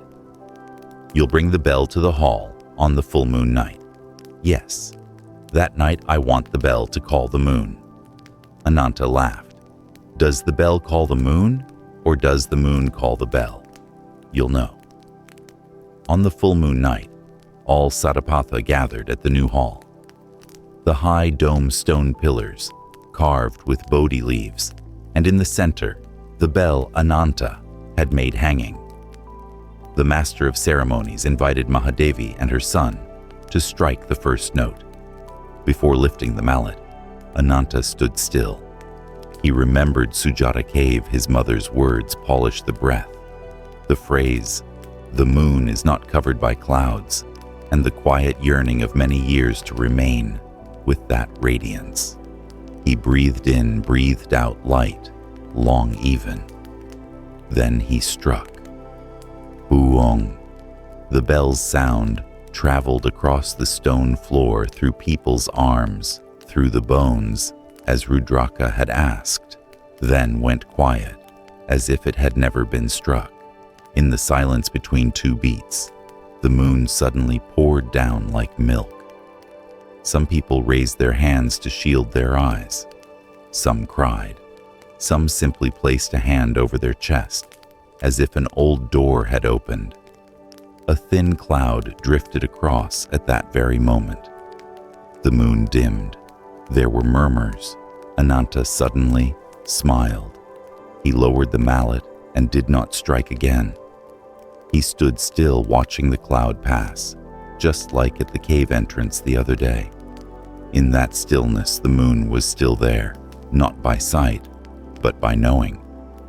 When the cloud passed, the moon was full again, but Ananta understood the moon had never waned. Mahadevi gently took her son's hand. "Do you see now I see it?" Mother Ananta said very softly. "I no longer need to hold on to the moon." Rudraka stepped forward and bowed. "Your bell not only calls the moon, it returns the listener to their place." Ananta looked around. The villagers' faces were brighter under the silver light. He knew a new journey was beginning, not a journey to seek the moon, but to learn to remain even as clouds come and go. That night, after everyone had gone home, Ananta returned alone to Ketu Rock. A late wind blew. The valley was still. He sat down, set the small bell beside him like a friend, and closed his eyes. From somewhere, as if from behind, time, an old question of his echoed back. Where does the sound go when it fades? He smiled. It doesn't go anywhere. It returns to silence, where it was born. Just as the moon goes nowhere when clouds arrive, it remains there behind. A soft sound. Someone stood behind him. He turned Vachala. The old man said nothing. He looked up at the moon, then at Ananta. Ananta put his palms together. "I don't want to chase clouds away anymore." "Good," Vachala said. "From here on, you will make fewer bells, but listen more. I will try." "No need to try. Just remember." Ananta smiled again. In the valley below, rooftops slept in peace.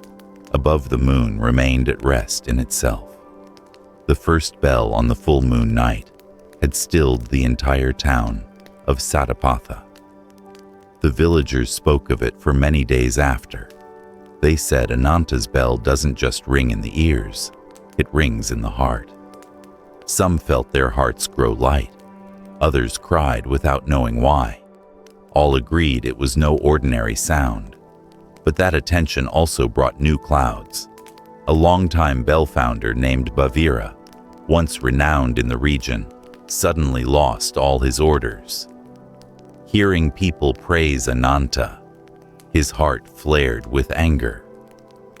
One evening, he came to Mahadevi's foundry, looked at the gleaming alloy plates, and spoke bitterly.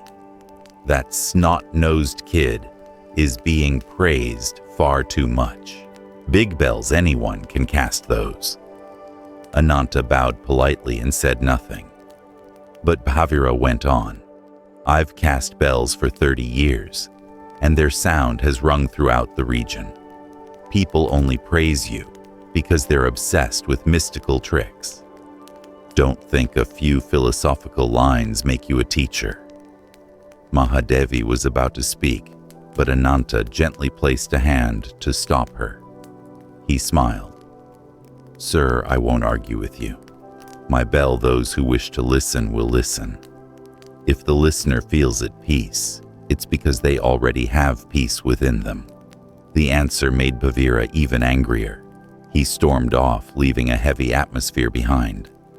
That night, Ananta sat alone on Ketu Rock. The wind was cold, the moon dim behind thick clouds. He asked himself, was I wrong to make bells like this? Did I cause someone else to lose their livelihood? In his mind, Vachala's words echoed. The moon is not covered by clouds. Only the eyes are covered by clouds. Ananta took a deep breath and let the clouds cover the moon. He closed his eyes and returned to his breath. And in that silence, he realized jealousy is someone else's cloud. If he held on to it, his own eyes would go blind. If he simply saw it as a cloud, the moon would still be there. He whispered, I will let the clouds pass. Not long after, the merchant Rudraka returned. He brought news the king of a neighboring region had heard Ananta's bell and wanted to commission a great bell to hang at the city gate. If you can do it, Your name will spread in all directions," Rudraka said, eyes bright as fire. But remember, the king doesn't want a bell just to be heard. He wants a bell to assert power. When it rings, the people must tremble.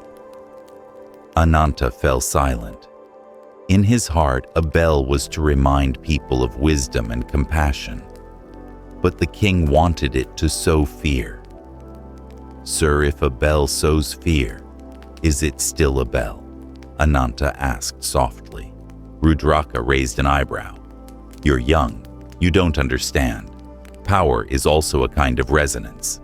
You just cast the bell. What the bell sows is not your concern." Ananta looked down at his hands, dusty with bronze. Rudraka's words were like a heavy cloud, suddenly covering him. If he refused, he would lose a great opportunity. If he accepted, he would betray what he had learned. That night, Ananta went again to Sujata cave. Vachala sat unmoving like a mountain. Ananta knelt and told him everything. The master said only one sentence. "Do you want the bell to ring by the moon's voice or by the cloud's voice?" Ananta shivered.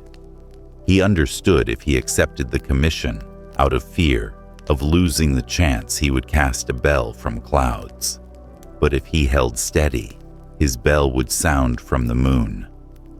Taking a long breath, he decided he would refuse. The next day he spoke plainly to Rudraka. "Forgive me, sir, but I cannot cast a bell to sow fear. I can only cast a bell to evoke wisdom." Rudraka froze, anger flashing in his eyes. Then he laughed. "You really are stubborn. But fine, I respect it. Who knows, perhaps because of that, your bell will live longer than the drumbeat of power." One night, Mahadevi began coughing violently. She had long suffered chest pains, but this time it was worse. Anxious Ananta sat at her bedside. In the lamplight, her face was pale. "My son, don't be afraid," she said weakly. "Everyone must go. What matters is, when we go, we remember the moon, not the clouds." Ananta held her hand. "Tears falling, mother. I'm afraid of losing you. I'm afraid only clouds will remain." Mahadevi smiled with difficulty. "Silly child. The moon won't vanish when I go. The moon remains within you." That night, Ananta couldn't sleep. He went to the stream and watched the moon sink behind clouds. His heart felt squeezed. "If mother goes, will the moon still be there?" he asked silently. A gust of wind came. The clouds parted. The moon shone bright. The stream reflected silver. For a moment, Ananta understood his mother might depart, but the love she had planted in him was a moon that would never fade.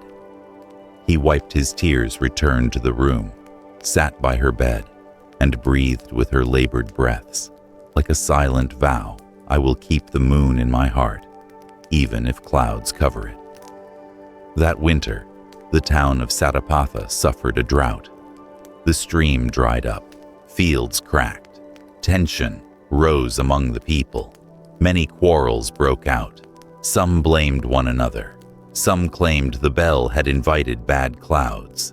An angry group came to Ananta. "Your bell made the heavens punish us. Otherwise, why did the drought come after you cast the bell?" The accusation cut like a blade, but Ananta did not resist. He sat down and invited them to breathe with him. "Brothers and sisters, listen. The drought does not come from the bell, but from earth and sky. But if we let hatred flare up, then the drought will be inside our hearts. The bell does not invite bad clouds. The bell only reminds us that even when clouds are thick, the moon still shines." An elderly woman trembled. "If so, please strike the bell for us to remind us." Ananta stood and struck lightly. Boong! The sound spread outward. It could not chase the drought away, but it cleared the suffocation in people's hearts. They fell quiet. then went out together to dig wells, sharing each bucket of water sparingly. The following spring, Satapatha prepared for the first moon festival of the season. Everyone looked forward to Ananta's bell to begin it. A new hall of white stone had been raised, tall with banners fluttering. But the weather turned winds, swept down from the northern steppe, bringing a sandstorm. At first, it was only a few gusts that kicked up dusty haze. People covered their faces, joking, "It'll pass soon. The clouds will clear." But the sand grew thicker, stinging their skin. The moon was swallowed whole. The sky held no silver light, only a dense brown. Inside the hall, villagers crowded together, afraid. Children cried, elders lamented. Someone whispered, "This is a bad omen. The bell has called in evil clouds." The words spread like oil on a fire. Many began to doubt Ananta. Bhavira, the jealous bell founder, shouted, "I said so, before his bell isn't for peace, but for disorder. Take it down and throw it out of the town." The crowd buzzed. Some nodded along. The old merchant Rudraka stood silent, his eyes measuring. Mahadevi sat at the back, coughing softly, trying to speak. "All of you don't be foolish. The bell does not call clouds." But her voice was weak. No one heard. Ananta stood beside the bell, his heart clenched. He heard the accusations clearly. Inside, fear rose. Did I do wrong? Did my bell bring in the evil clouds? He stepped forward and placed his hand on the bell. The metal was icy cold. He closed his eyes, breathed in, breathed out, remembering Vachala's words. The moon is not covered by clouds. Only the eyes are covered by clouds. But this time, the clouds were too thick. He couldn't see the moon at all, only darkness. A strong gust blew the hall doors wide. Sand poured in. Panic screams. Someone shoved a pillar tilted. The cracking sound of wood. "Watch out," someone shouted. The pillar fell and struck the bell. The metal shuddered, but the sound did not ring. It broke like a roar of pain. Many people's ears went numb. The crowd grew even more chaotic. Bhavira pointed. "See, his bell has cracked. It's a sign from heaven." The hall seemed to sink into darkness.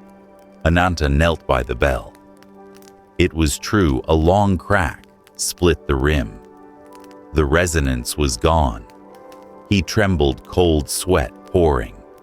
In that moment, he felt like the child he'd been on Ketu Rock years ago, watching the moon swallowed by clouds. This time, not only his eyes, but the whole town were clouded. In despair, he heard his mother coughing violently at the back. His heart wrenched. If mother dies in this moment, what will I have left? Tears burst forth. He lifted his head toward the pitch-black sky. Not a single band of light, only wind and sand. He cried out as if to himself, "Where is the moon? Please let me see it." His shout vanished into the storm with no reply. In that chaos, Ananta suddenly remembered Vachala's words. You don't need to chase clouds away. You only need to remain where there is knowing of clouds coming and going. He closed his eyes and sat down amid the blowing sand, shutting out the screams. He listened to his breath, each scorching inhale and exhale. Sand slipped through his hair, but he didn't run. Clouds come. Clouds thicken. Clouds cover everything. But I remain. I know there are clouds, and if there are clouds, then the moon is still somewhere behind them. His breathing slowed. His mind grew still. For a moment, it felt as if his whole body merged with the darkness, and from that darkness, a gentle radiance flickered, not through his eyes, but through his heart. The moon was still there. It didn't need to be seen. It only needed to be known. A faint smile appeared on his lips. People gradually took notice. They saw Ananta sitting unmoving in the storm, like a pillar. Strangely, amid the howling wind, his stillness resounded more strongly than any bell. Rudraka stepped forward and shouted, "Look at him, he isn't afraid. Try sitting down like he is." A few people, exhausted by panic, sat down, then a few more. Before long, the whole hall grew quieter. The wind still blew, but the shouting lessened. Mahavira snapped in frustration. "What good is sitting? The clouds still cover the moon. The bell is still broken." Ananta opened his eyes, looked at him, and said calmly, "A bell can break. The moon cannot break. Clouds can cover. The moon does not disappear." The words pierced through the dust like an arrow. Mahavira was speechless. After a while, the wind weakened. The sand thinned. The moon emerged perfectly round, brighter than ever. The whole hall gasped. Children cheered, adults wept. Mahadevi said softly, her voice trembling, "Do you see, my son? The moon is still there." Ananta helped his mother to her feet and embraced her. In his heart, he whispered, "The moon has never gone anywhere. Only my eyes were clouded. Now I see." After that sandstorm night, the town of Satapatha was shaken. The new hall still stood, but the bell was split wide open, its resonance gone. For days, people gossiped. The bell is broken. Does that mean the bad omen has passed? Or is it a sign of worse to come? But strangely, amidst the fearful mood, something quiet had changed. People couldn't forget the image of Ananta, sitting still in the storm. In the chaos, that composure had spread like warm fire. Not everyone understood it, but everyone felt it. One morning, villagers gathered at the river landing. Mahavira raised his voice again. "The bell is broken, which means it has no power. Don't let that kid fool you any longer." Some nodded, but this time others pushed back. But it was precisely when the bell broke that we saw the moon most clearly. "Isn't that a sign the moon never depended on the bell?" an old woman said quietly. All I remember is that at that moment he sat still. Seeing him, I suddenly felt I could sit still too. From then on, I wasn't panicking. Whether the bell is broken or not, that already helped me. Her words made many thoughtful. For the first time, a voice about peace without conditions was heard in the village. Ananta sat and listened to it all without arguing. When people turned to him, he only said, "A bell can break, but the moon cannot break. If you need one, I will cast a new bell. But please remember, a bell is only a reminder. What truly matters is that each person can sit down even while clouds are covering." With that, he pressed his palms together and stepped back. After the incident, Ananta changed completely. He still cast bells, polished mirrors, and cared for his mother, but he worked differently. Each morning before lifting the hammer, he sat quietly for 10 breaths. When he polished mirrors, instead of focusing only on surface shine, he paid attention to the patience in each circular stroke. A customer came to look into a mirror and praised it. "This mirror shows every single hair clearly, yet I can look a long time without my eyes tiring." Ananta smiled, "Because there's a bit of moon in this mirror." The customer was puzzled, not understanding, but felt his heart grow lighter. Sometimes he went to the riverbank and sat with the children. He taught them a game called Watching Clouds. Look up at the sky. See that cloud? It's covering the moon. Sit still and count your breaths. 1, 2, 3. Don't chase the cloud and don't wish for the moon. Just stay and see what happens. The children eagerly followed. When the clouds parted and the moon appeared, They cheered. But Ananta asked, "Are you sure the moon just appeared? Or was it always there, and your eyes only just saw it?" The children fell quiet, then burst into laughter. The lesson entered their hearts through a simple game. One day, Rudraka returned and looked at the broken bell. He sighed.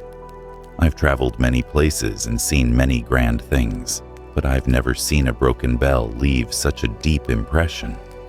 Ananta bowed. "The bell broke, but the moon did not."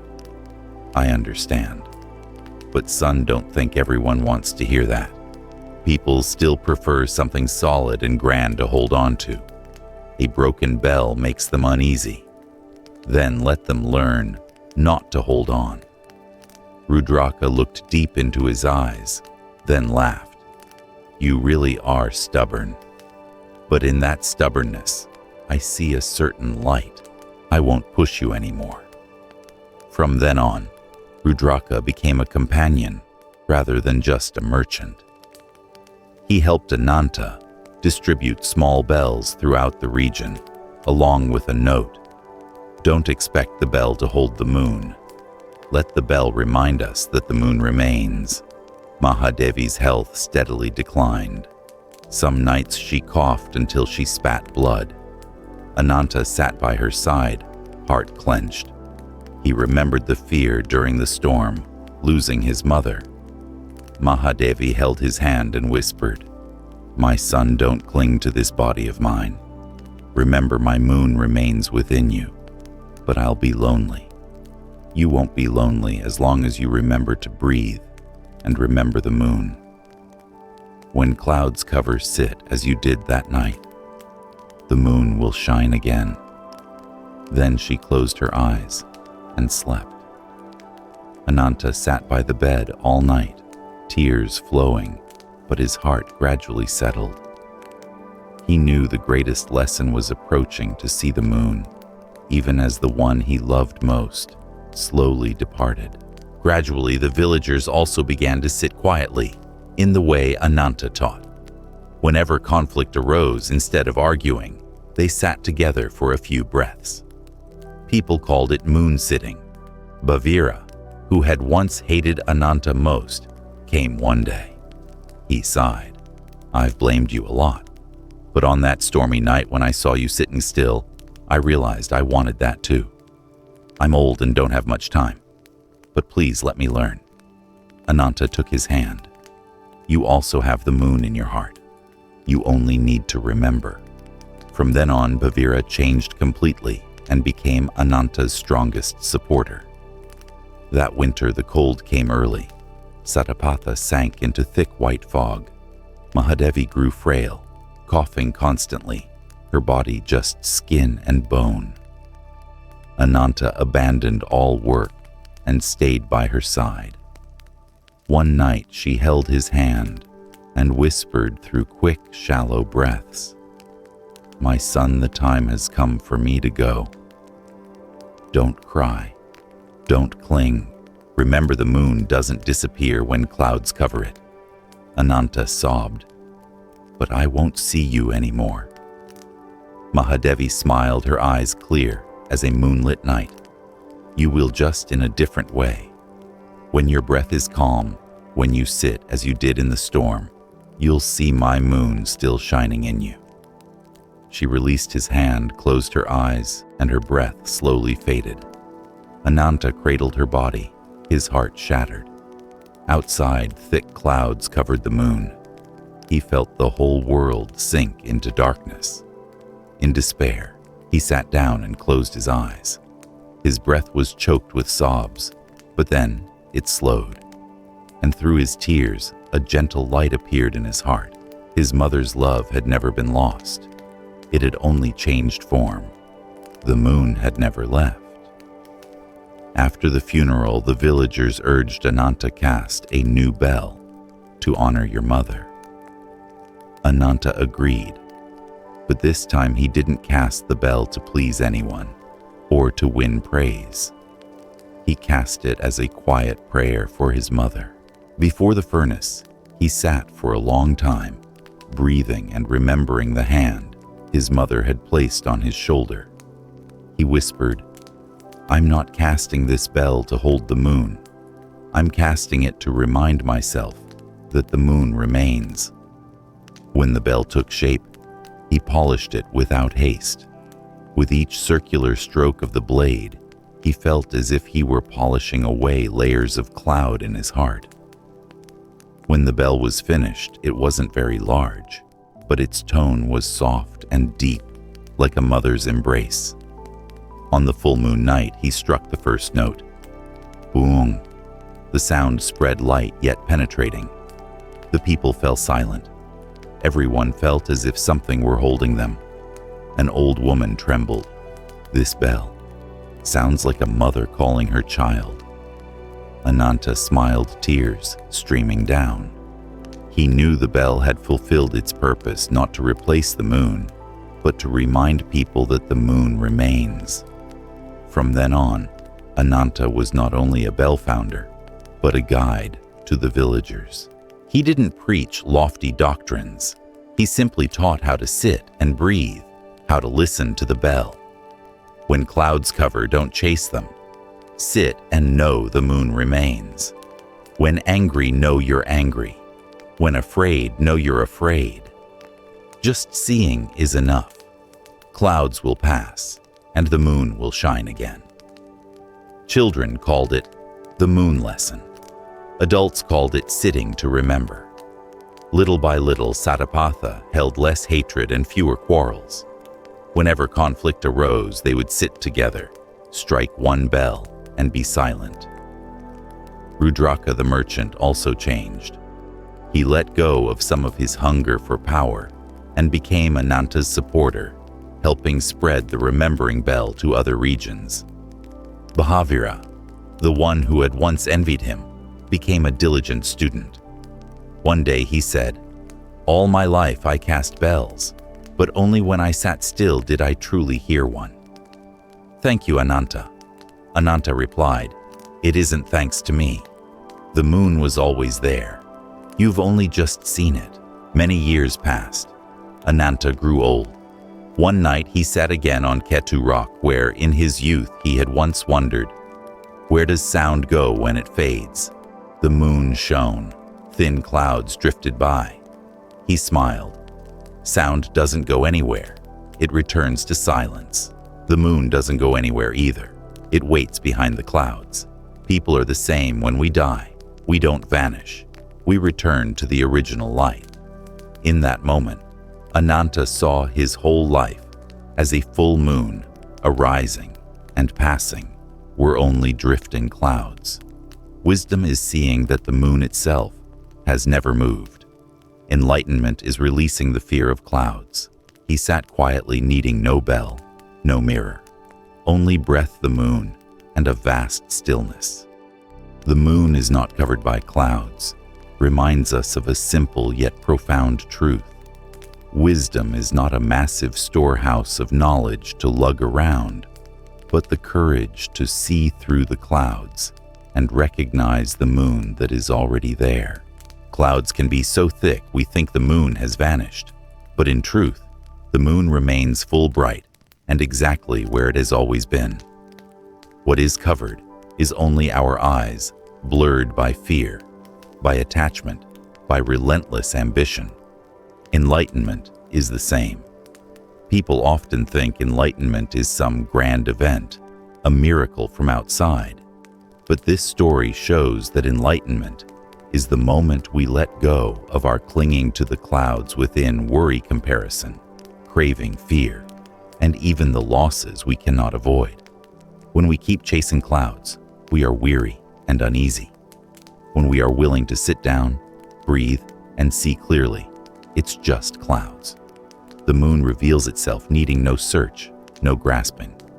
The bell may break, loved ones may depart, life may turn upside down, but the moon has never been lost.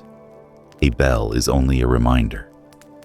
Loved ones, even when gone in body, leave a luminous love within our hearts.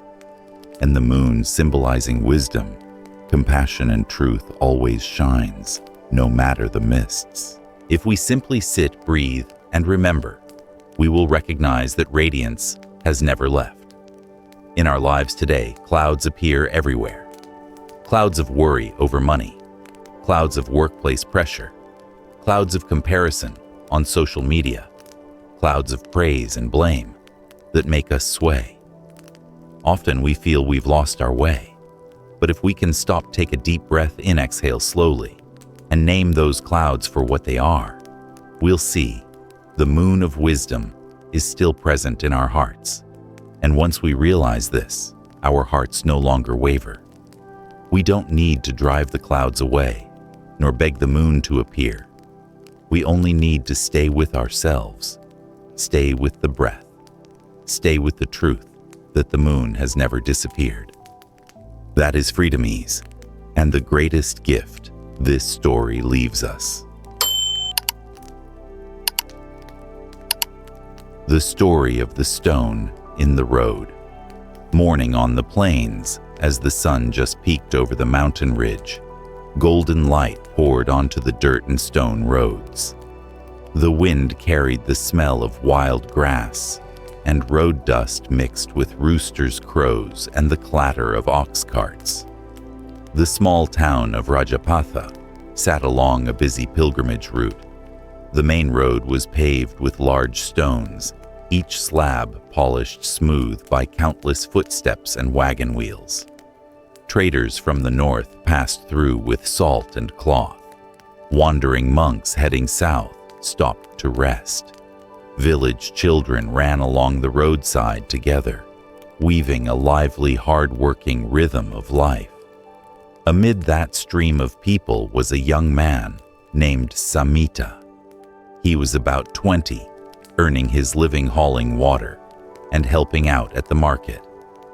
Broad-shouldered, sun-darkened, quick on his feet, his face was almost always scowling, his eyes seeming to hold a constant irritation.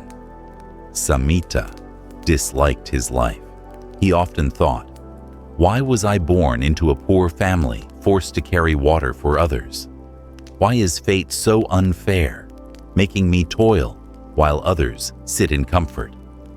That resentment followed him step by step, turning him into someone quick to snap and complain, who rarely smiled. One morning before the sun climbed high, Samita was shouldering 2 large buckets of water along the main road.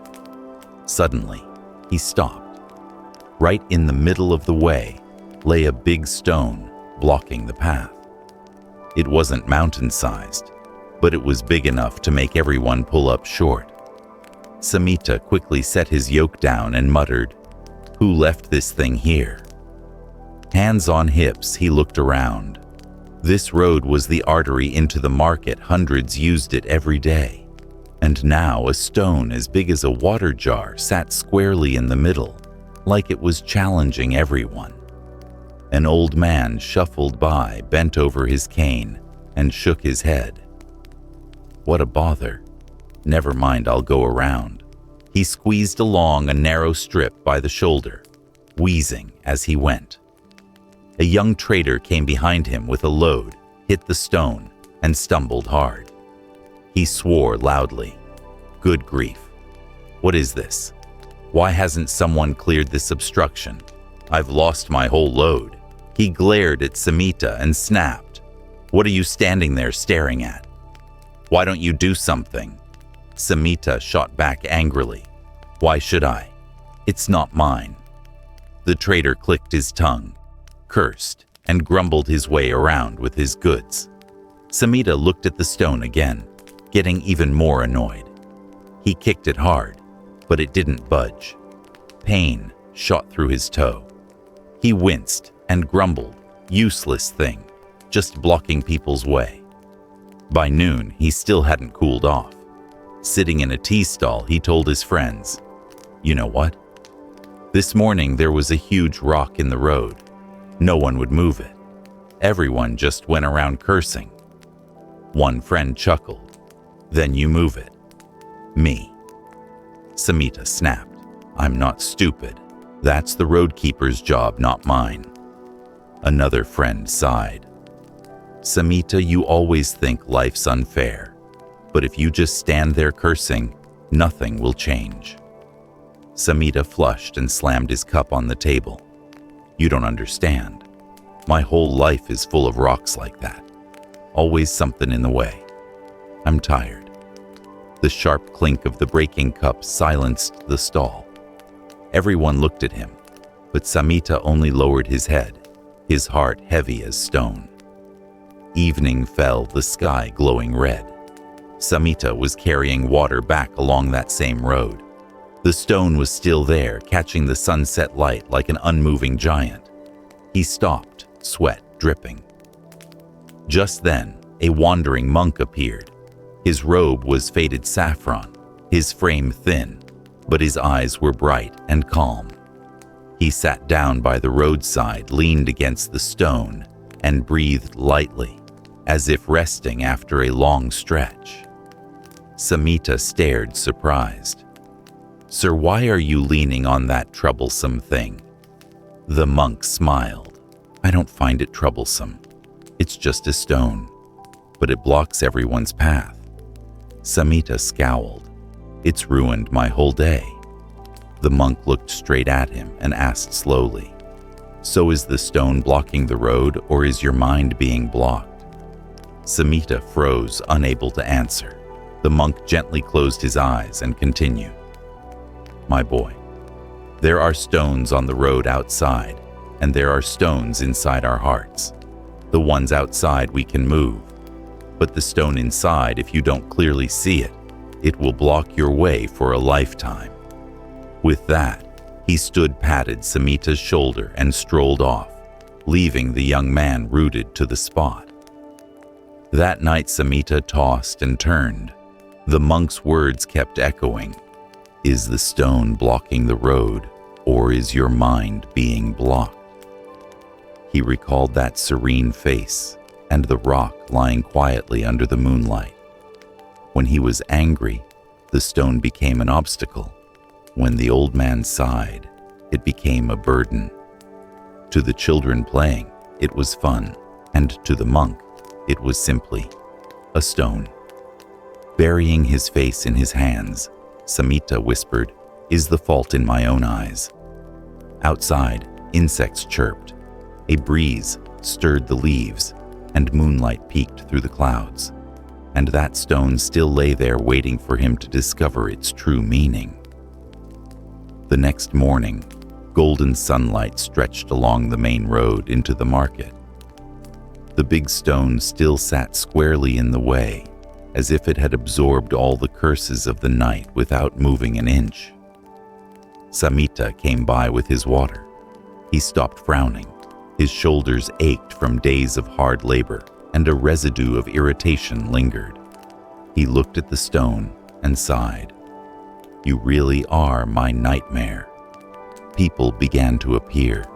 Each had their own look, their own mood, and the stone became a mirror reflecting them all. The first was an old woman carrying a bundle of dry firewood. Seeing the stone, she stopped, sighed softly, and slowly went around. Before leaving, she murmured, "That's life's road for you, always bumpy." It grated on Samita. Why does everyone accept things so easily? Doesn't anyone want to change anything? Next came a group of children chasing each other. They squealed when they saw the stone. "Look, we've got a new fortress." They climbed it, laughing, playing sentry. For them, the stone wasn't an obstacle, but a game. Samita watched, even more annoyed. Kids. They don't understand the misery of hauling heavy loads past this thing. After that, a merchant arrived in a horse-drawn wagon. The load was heavy. He couldn't go around. A wheel hit the stone. The wagon tipped goods, spilled everywhere. Furious, he cursed. Who left this cursed thing in the middle of the road? What's the village authority even for? He turned to Samita. "Hey you, what are you staring at? Why don't you move it?" "That's not my job." Samita growled. "Selfish attitude," the merchant shot back. If everyone thought like you, life would always be full of obstacles. He gathered his goods and stormed off. Samita watched him go, chest burning. He felt insulted, but deep down, he knew the man wasn't wrong. That noon, Samita sat alone under a roadside tree, staring at the stone, lying there in silence. The wind kicked up dust. He shut his eyes, but the image of the stone still haunted him. "Why am I haunted by a lifeless lump of rock?" he muttered. Two voices rose inside him. One angry, "It blocks the road. It's a nuisance. It's unfair. Someone should be responsible." Another voice, gentler, echoing yesterday, "Is the stone blocking the road, or is your mind being blocked?" He opened his eyes. People kept passing, each facing the stone in their own way, going around cursing or turning it into play. But he just stood there, stuck, angry and helpless. He punched the ground. "Why can't I accept it like they do?" Immediately, he seemed to hear someone reply softly, "Because you haven't truly seen it as a stone." He startled and turned. It was the monk from yesterday, Vandita.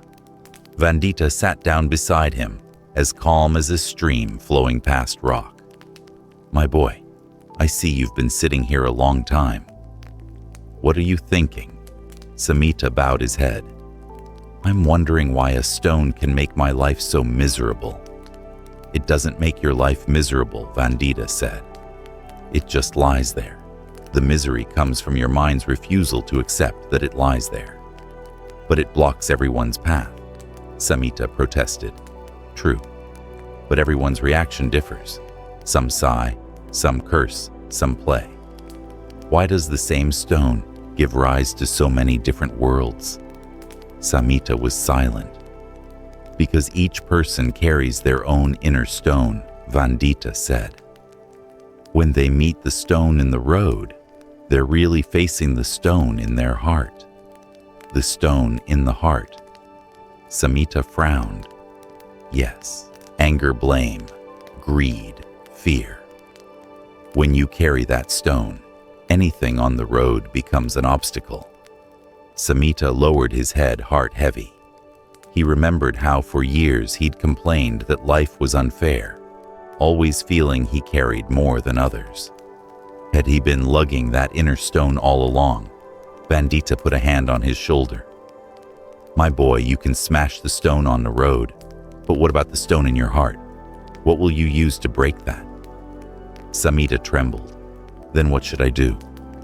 "Sit, breathe, look straight at it. When you see it's only a stone, it will no longer block your way." With that, Vandita stood and walked off, leaving Samita tangled in unanswered questions. By late afternoon, sunset stained the stone a deep red. Samita looked at it and suddenly felt he was looking at his own face, heavy, stubborn, unyielding. He sat down and tried to do what Vandita had said. He closed his eyes and took a long, deep breath. The market noise, the shouts, the clatter of wheels all still sounded around him, but he focused on his breathing. 1, 2, 3. After a moment, his mind eased. The stone no longer seemed so menacing. It was just an object on the road, like a leaf on a branch, or a river flowing underfoot. When he opened his eyes, the kids were still playing on the stone, laughing. An old man went by on his cane and smiled softly. Samita realized he was the one who had made the stone feel so heavy, not the stone itself. He smiled faintly for the first time in days, but trouble wouldn't leave him alone. The next day, a large caravan of wagons came through with valuable goods. One wagon hit the stone, tipped over, and goods scattered everywhere. The driver was badly injured. Villagers gathered shouting. Many pointed at Samita since he passed there most often. "Why didn't you move the stone?" they yelled. "You see it every day and did nothing. This disaster is your fault." Samita was stunned. He wanted to shout that it wasn't his responsibility, but seeing the driver in pain, his heart clenched.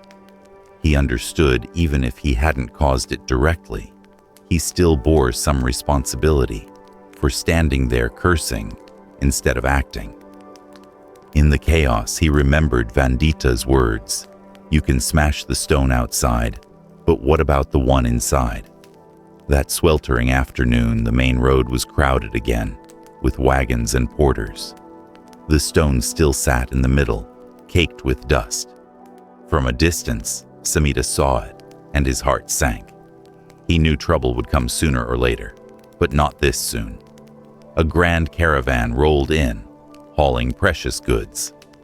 The driver, a wealthy merchant named Virupa, was whistling as he cracked his whip. Wheels spun quickly. People and horses clattered. Suddenly, the lead wagon slammed hard into the stone, lurched and flipped. Screams rang out. Goods jars of oil bales of cloth splattered everywhere. Horses shrieked. The driver was thrown, his arm bent grotesquely, blood staining the dirt. The whole caravan halted. Shouts, calls for help, curses, chaos. Face flushed, Virupa pointed at Samita, who stood frozen nearby. "Him, he passes here every day and left this dangerous rock. Today's disaster is his fault." Villagers surged forward, shouting. "That's right, Samita always complains but never moves it. He's irresponsible, made everyone suffer. If not for him, this wouldn't have happened." Samita trembled, his heart squeezed tight. He wanted to protest. "Why am I responsible for a stone everyone can see?" But his mouth wouldn't move. The accusations cut deep. He felt cornered. That night, he couldn't sleep. In his head, the villagers' voices echoed. His fault. Irresponsible. His stone. He sat on his porch, eyes bloodshot. Inside, a fire of anger flared. If the stone didn't exist, I wouldn't suffer like this. If it were gone, my life would be at peace. He leaped up, grabbed an iron hammer, and ran to the road. In the dim moonlight, the stone lay there unmoving, as if taunting him. "You've ruined my life," he roared. "Tonight I'll destroy you." He brought the hammer down hard. Clang. The harsh strike rang out. Sparks flew, but the stone only chipped a little. He shouted again and swung again. Clang, clang, sweat poured. His hands went numb.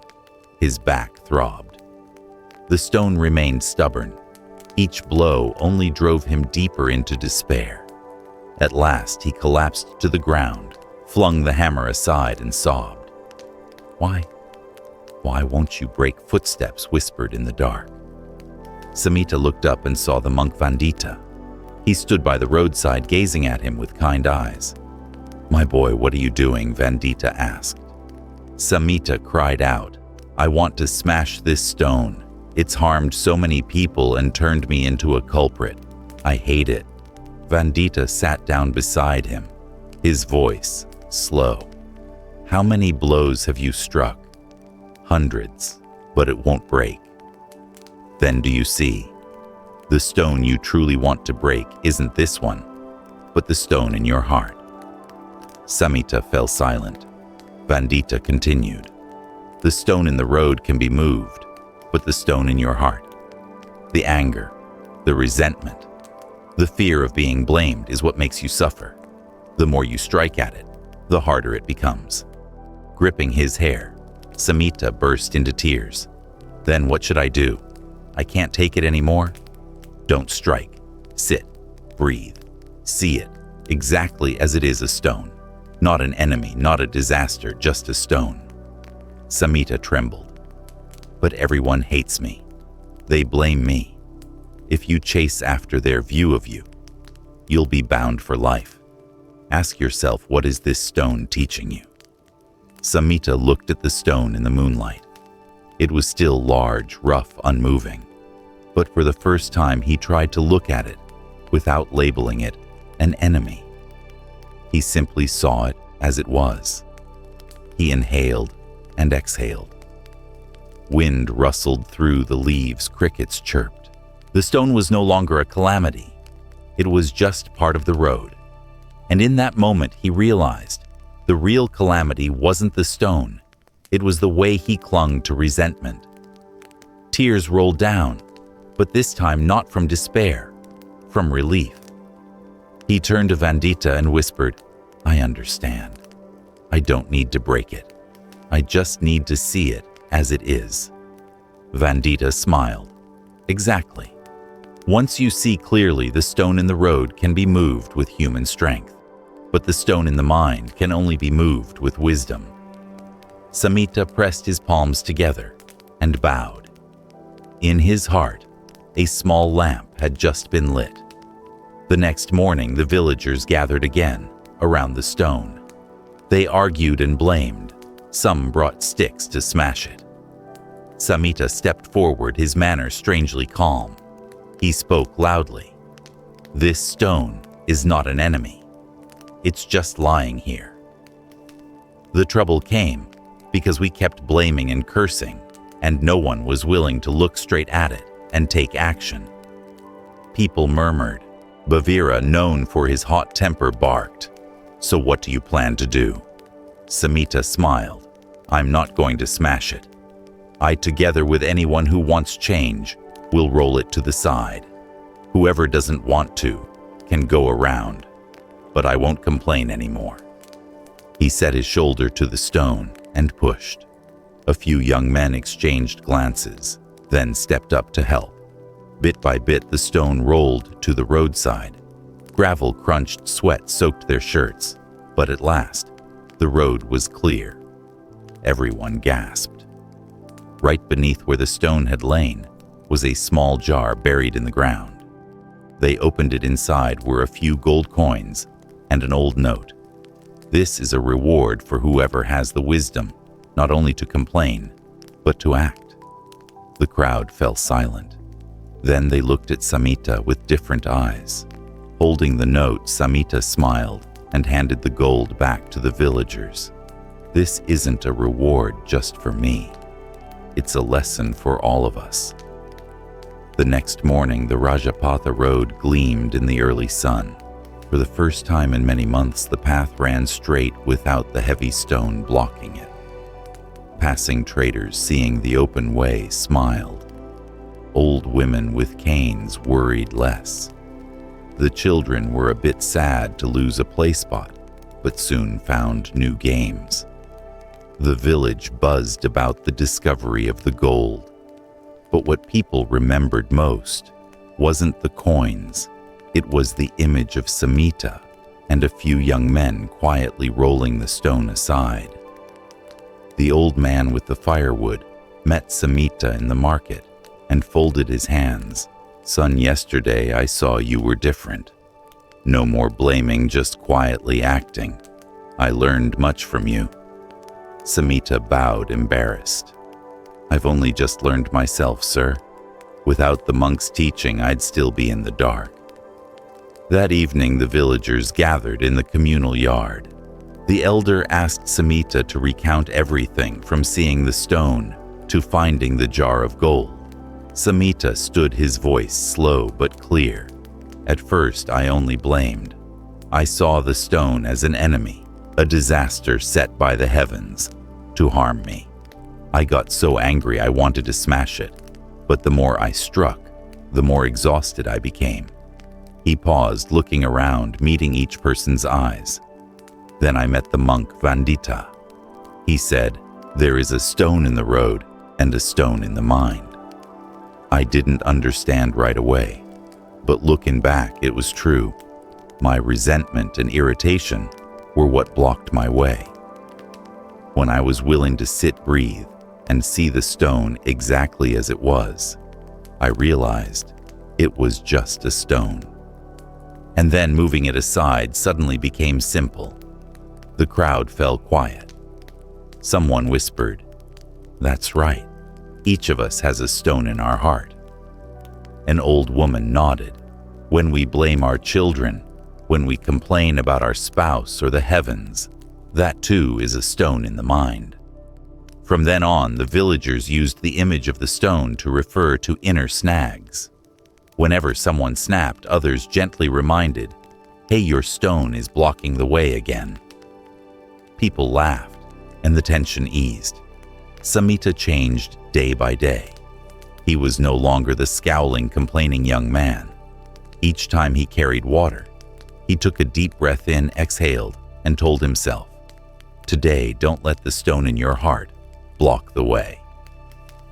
One day, a little boy ran into his yoke and spilled nearly half a bucket. In the past, he would have shouted. This time, he simply looked at the child and smiled. "It's okay. Water can spill, but let's not let our hearts spill with it." The boy blinked, then laughed. Samita felt light as the wind.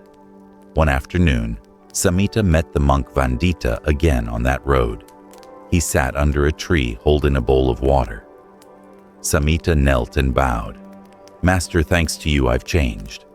The stone in the road has been moved, but more importantly, the stone in my heart is lighter." Vandita smiled. "My boy, I did nothing. You were the one who sat, breathed, and saw clearly. Wisdom isn't in someone's words, it's in your own experience." Samita bowed his head. "But I'm still afraid. If another stone appears one day, will I have the strength?" Vandita's eyes shone. "Don't hope for a life road without stones. Enlightenment isn't the absence of obstacles. It's the ability to smile at them. When you know the moon isn't lost, even when clouds cover it, you'll also know the road isn't lost, even when stones block it." Samita was silent. Warmth spread through his heart. A few weeks later, trouble struck Rajapatha. A group quarreled fiercely over how to divide irrigation water. Each insisted on their share. Shouting filled the market square. The elder looked to Samita's son. "What should we do now?" Samita stepped forward and looked at the flushed faces. "Friends, each of us has a stone in our heart. If everyone clings only to their own part, the common road will be blocked. Let's sit together, take a few breaths, then see how we can move this stone." People hesitated, but seeing Samita's calm gaze, they quieted. A few tried sitting and breathing together. The air softened. After a while, they agreed on a fair division. A man stood and laughed. "That's right. When the stone in our hearts is moved, our common road opens wide." The whole village burst into laughter. News of the stone spread to neighboring areas. People said, in Rajapatha, there was a stone blocking the road. Folks complained and complained, until a young man and others moved it aside. Beneath it, they found gold, but the real gold was wisdom. Wandering monks heard the tale and smiled. That is a living Dharma teaching. Many traveling merchants stopped to ask Samita when passing through. He just smiled. "I don't have much to tell. The stone taught me don't stand and complain. Sit, breathe, and act." Everyone nodded. One night, Samita sat alone by the quiet road. The moon shone brilliantly. He recalled the old days when he'd struck the stone in despair. Now it felt different. He whispered, "Stone, thank you. Without you, I would never have learned that blaming only narrows the road." A deep peace grew within him. Years passed since the stone was moved. The Rajapatha road was now open, and easy wagons passing freely. But in Samita's heart, there lingered a faint fear. Will another stone appear? Will I go back to blaming and anger as before? One night he dreamed he was back at that old night, hammering madly at the stone. The clangs echoed, sweat poured, and the stone remained unmoved. He jerked awake, heart racing. Sitting up, he sighed. "Though the stone in the road has been moved, has the stone in my heart truly disappeared?" That day, Samita walked to the forest's edge, where he knew the monk Vandita often stopped. Indeed, he was sitting under a sala tree, composed eyes half closed. Samita knelt, choked up, "Master, I'm still afraid. I fear that one day another stone will appear, and I'll again be weak and angry." Vandita opened his clear eyes. "My boy, do you think enlightenment is a road with no stones? I don't know. But if there are stones, I'm afraid I'll suffer again." Vandita smiled gently. Enlightenment isn't the disappearance of all obstacles. Enlightenment is seeing obstacles as teachers. Wisdom isn't a smooth road. It's the ability to walk the rough road without losing yourself. Samita was quiet.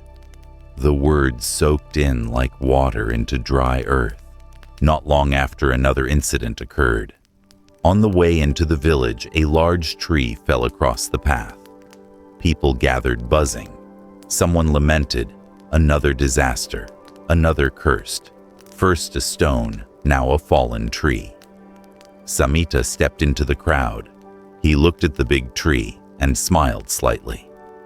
This isn't a disaster. It's an opportunity for us to learn another lesson together. He took off his shirt and with the young men hauled the trunk. People watched him, then joined in, one by one. Soon the tree was moved. The path was clear again. The elder laughed heartily. Long ago, we learned a lesson from the stone. Now from the fallen tree, we're reminded any obstacle can be a teacher if we don't blame it. From then on, Rajapatha became known far and wide, not for wealth, but for calm. Merchants arrived and were surprised to see how rarely the people argued and how often they sat to breathe when disagreements arose. A trader asked, "How do you manage this?" An old woman smiled kindly. "Because we once had a stone blocking our road." The trader looked puzzled, and the villagers laughed. One evening, Samita sat by the river. The moon shone above silver light spilling across the water. He closed his eyes and recalled the whole journey from the scowling, resentful young man to the night of desperate hammer blows to meeting Vandita, and finally, to the moment the village moved the stone together. He whispered, "Wisdom isn't being smarter than others. It's the courage to look straight at the truth. The truth is, stones are always present on the road and in the heart. But if we see they are only stones, they no longer block the way." A light breeze rippled the water, but the moon stayed bright and whole. Enlightenment isn't hoping the waves stop. It's knowing the moon isn't lost, even when waves stir. He smiled, eyes moist. The next day, Samita gathered the village children and told them, "Kids, in life everyone will meet stones. Sometimes it's a criticism, a failure, a loss. If you only stand there blaming the stone, we'll keep blocking. If you smash in anger, you'll exhaust yourself. But if you sit, breathe, and see it as it is, you'll find the wisdom to move it. Then you'll see the stone isn't an enemy, it's a teacher."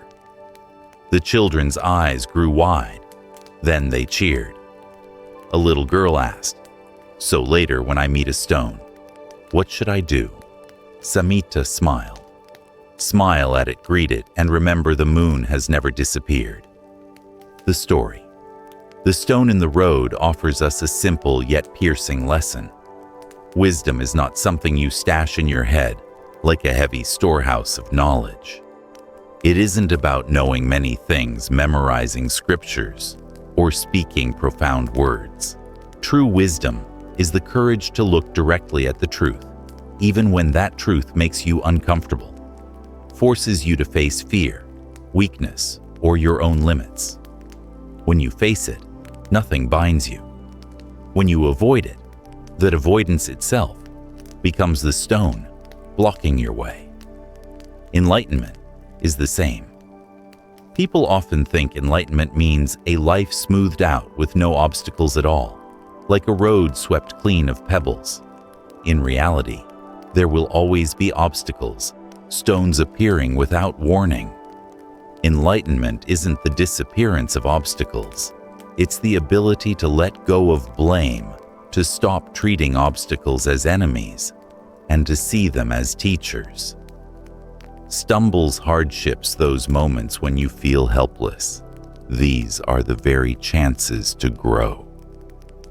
The stone in the road can be moved with strength, but the stone in the heart, anger, resentment, ambition, fear, can only be moved with mindfulness.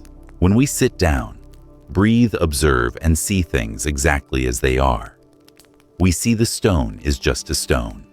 It no longer has the power to bind us. Then the stone no longer blocks the way. Instead, it opens a wider, brighter road within us. In today's life, each of us has such stones. They may be the pressure of work that weighs on us every morning, the comparisons that make us feel inferior, the losses that burden our hearts, or the failures that bring despair. The more we blame, the bigger the stone grows. The more we rage, the more exhausted we become. But when we dare to pause, take a deep breath, observe it, and then act with wisdom instead of hot reaction, we realize the moon of wisdom has never vanished. It is still there, only temporarily hidden by clouds or stones. And that very stone, that very challenge becomes the teacher that helps us stand steadier, freer, and more at ease on the road of life. The 4 Zen stories we've just traveled through may seem simple, but they illuminate a great truth of life. The King and the Mirror shows us that wisdom isn't found in power or outer glory, but in the willingness to face the truth even when it hurts. The fish in the water reminds us that we already dwell in the current of wisdom. We suffer only because we forget. When we pause, we find the water of wisdom still around us, like fish that have never left the water. The moon is not covered by clouds teaches that even if a bell breaks or loved ones depart, the moon has never disappeared. Clouds only veil our eyes. The clear essence remains intact. And finally, the stone in the road reminds us that obstacles aren't enemies. They're chances to release blame and grow. All these stories point in the same direction. Liberation doesn't come from a life devoid of pain, but from the way we look at pain with wisdom and compassion. The Buddha taught, no one can walk the path for you, but the footprints of those who went before can show you the way. These small tales are such footprints, helping us realize that happiness isn't in some far-off future. It's right here in the moment. We pause, breathe, and see reality as it is. If these Zen stories touched your heart, let them keep spreading. Please subscribe to the Buddhism Seeds channel, share the video with those you love, and leave a comment below about the lesson you received. Your sharing helps these seeds of the Dharma sprout and bring peace to many more people.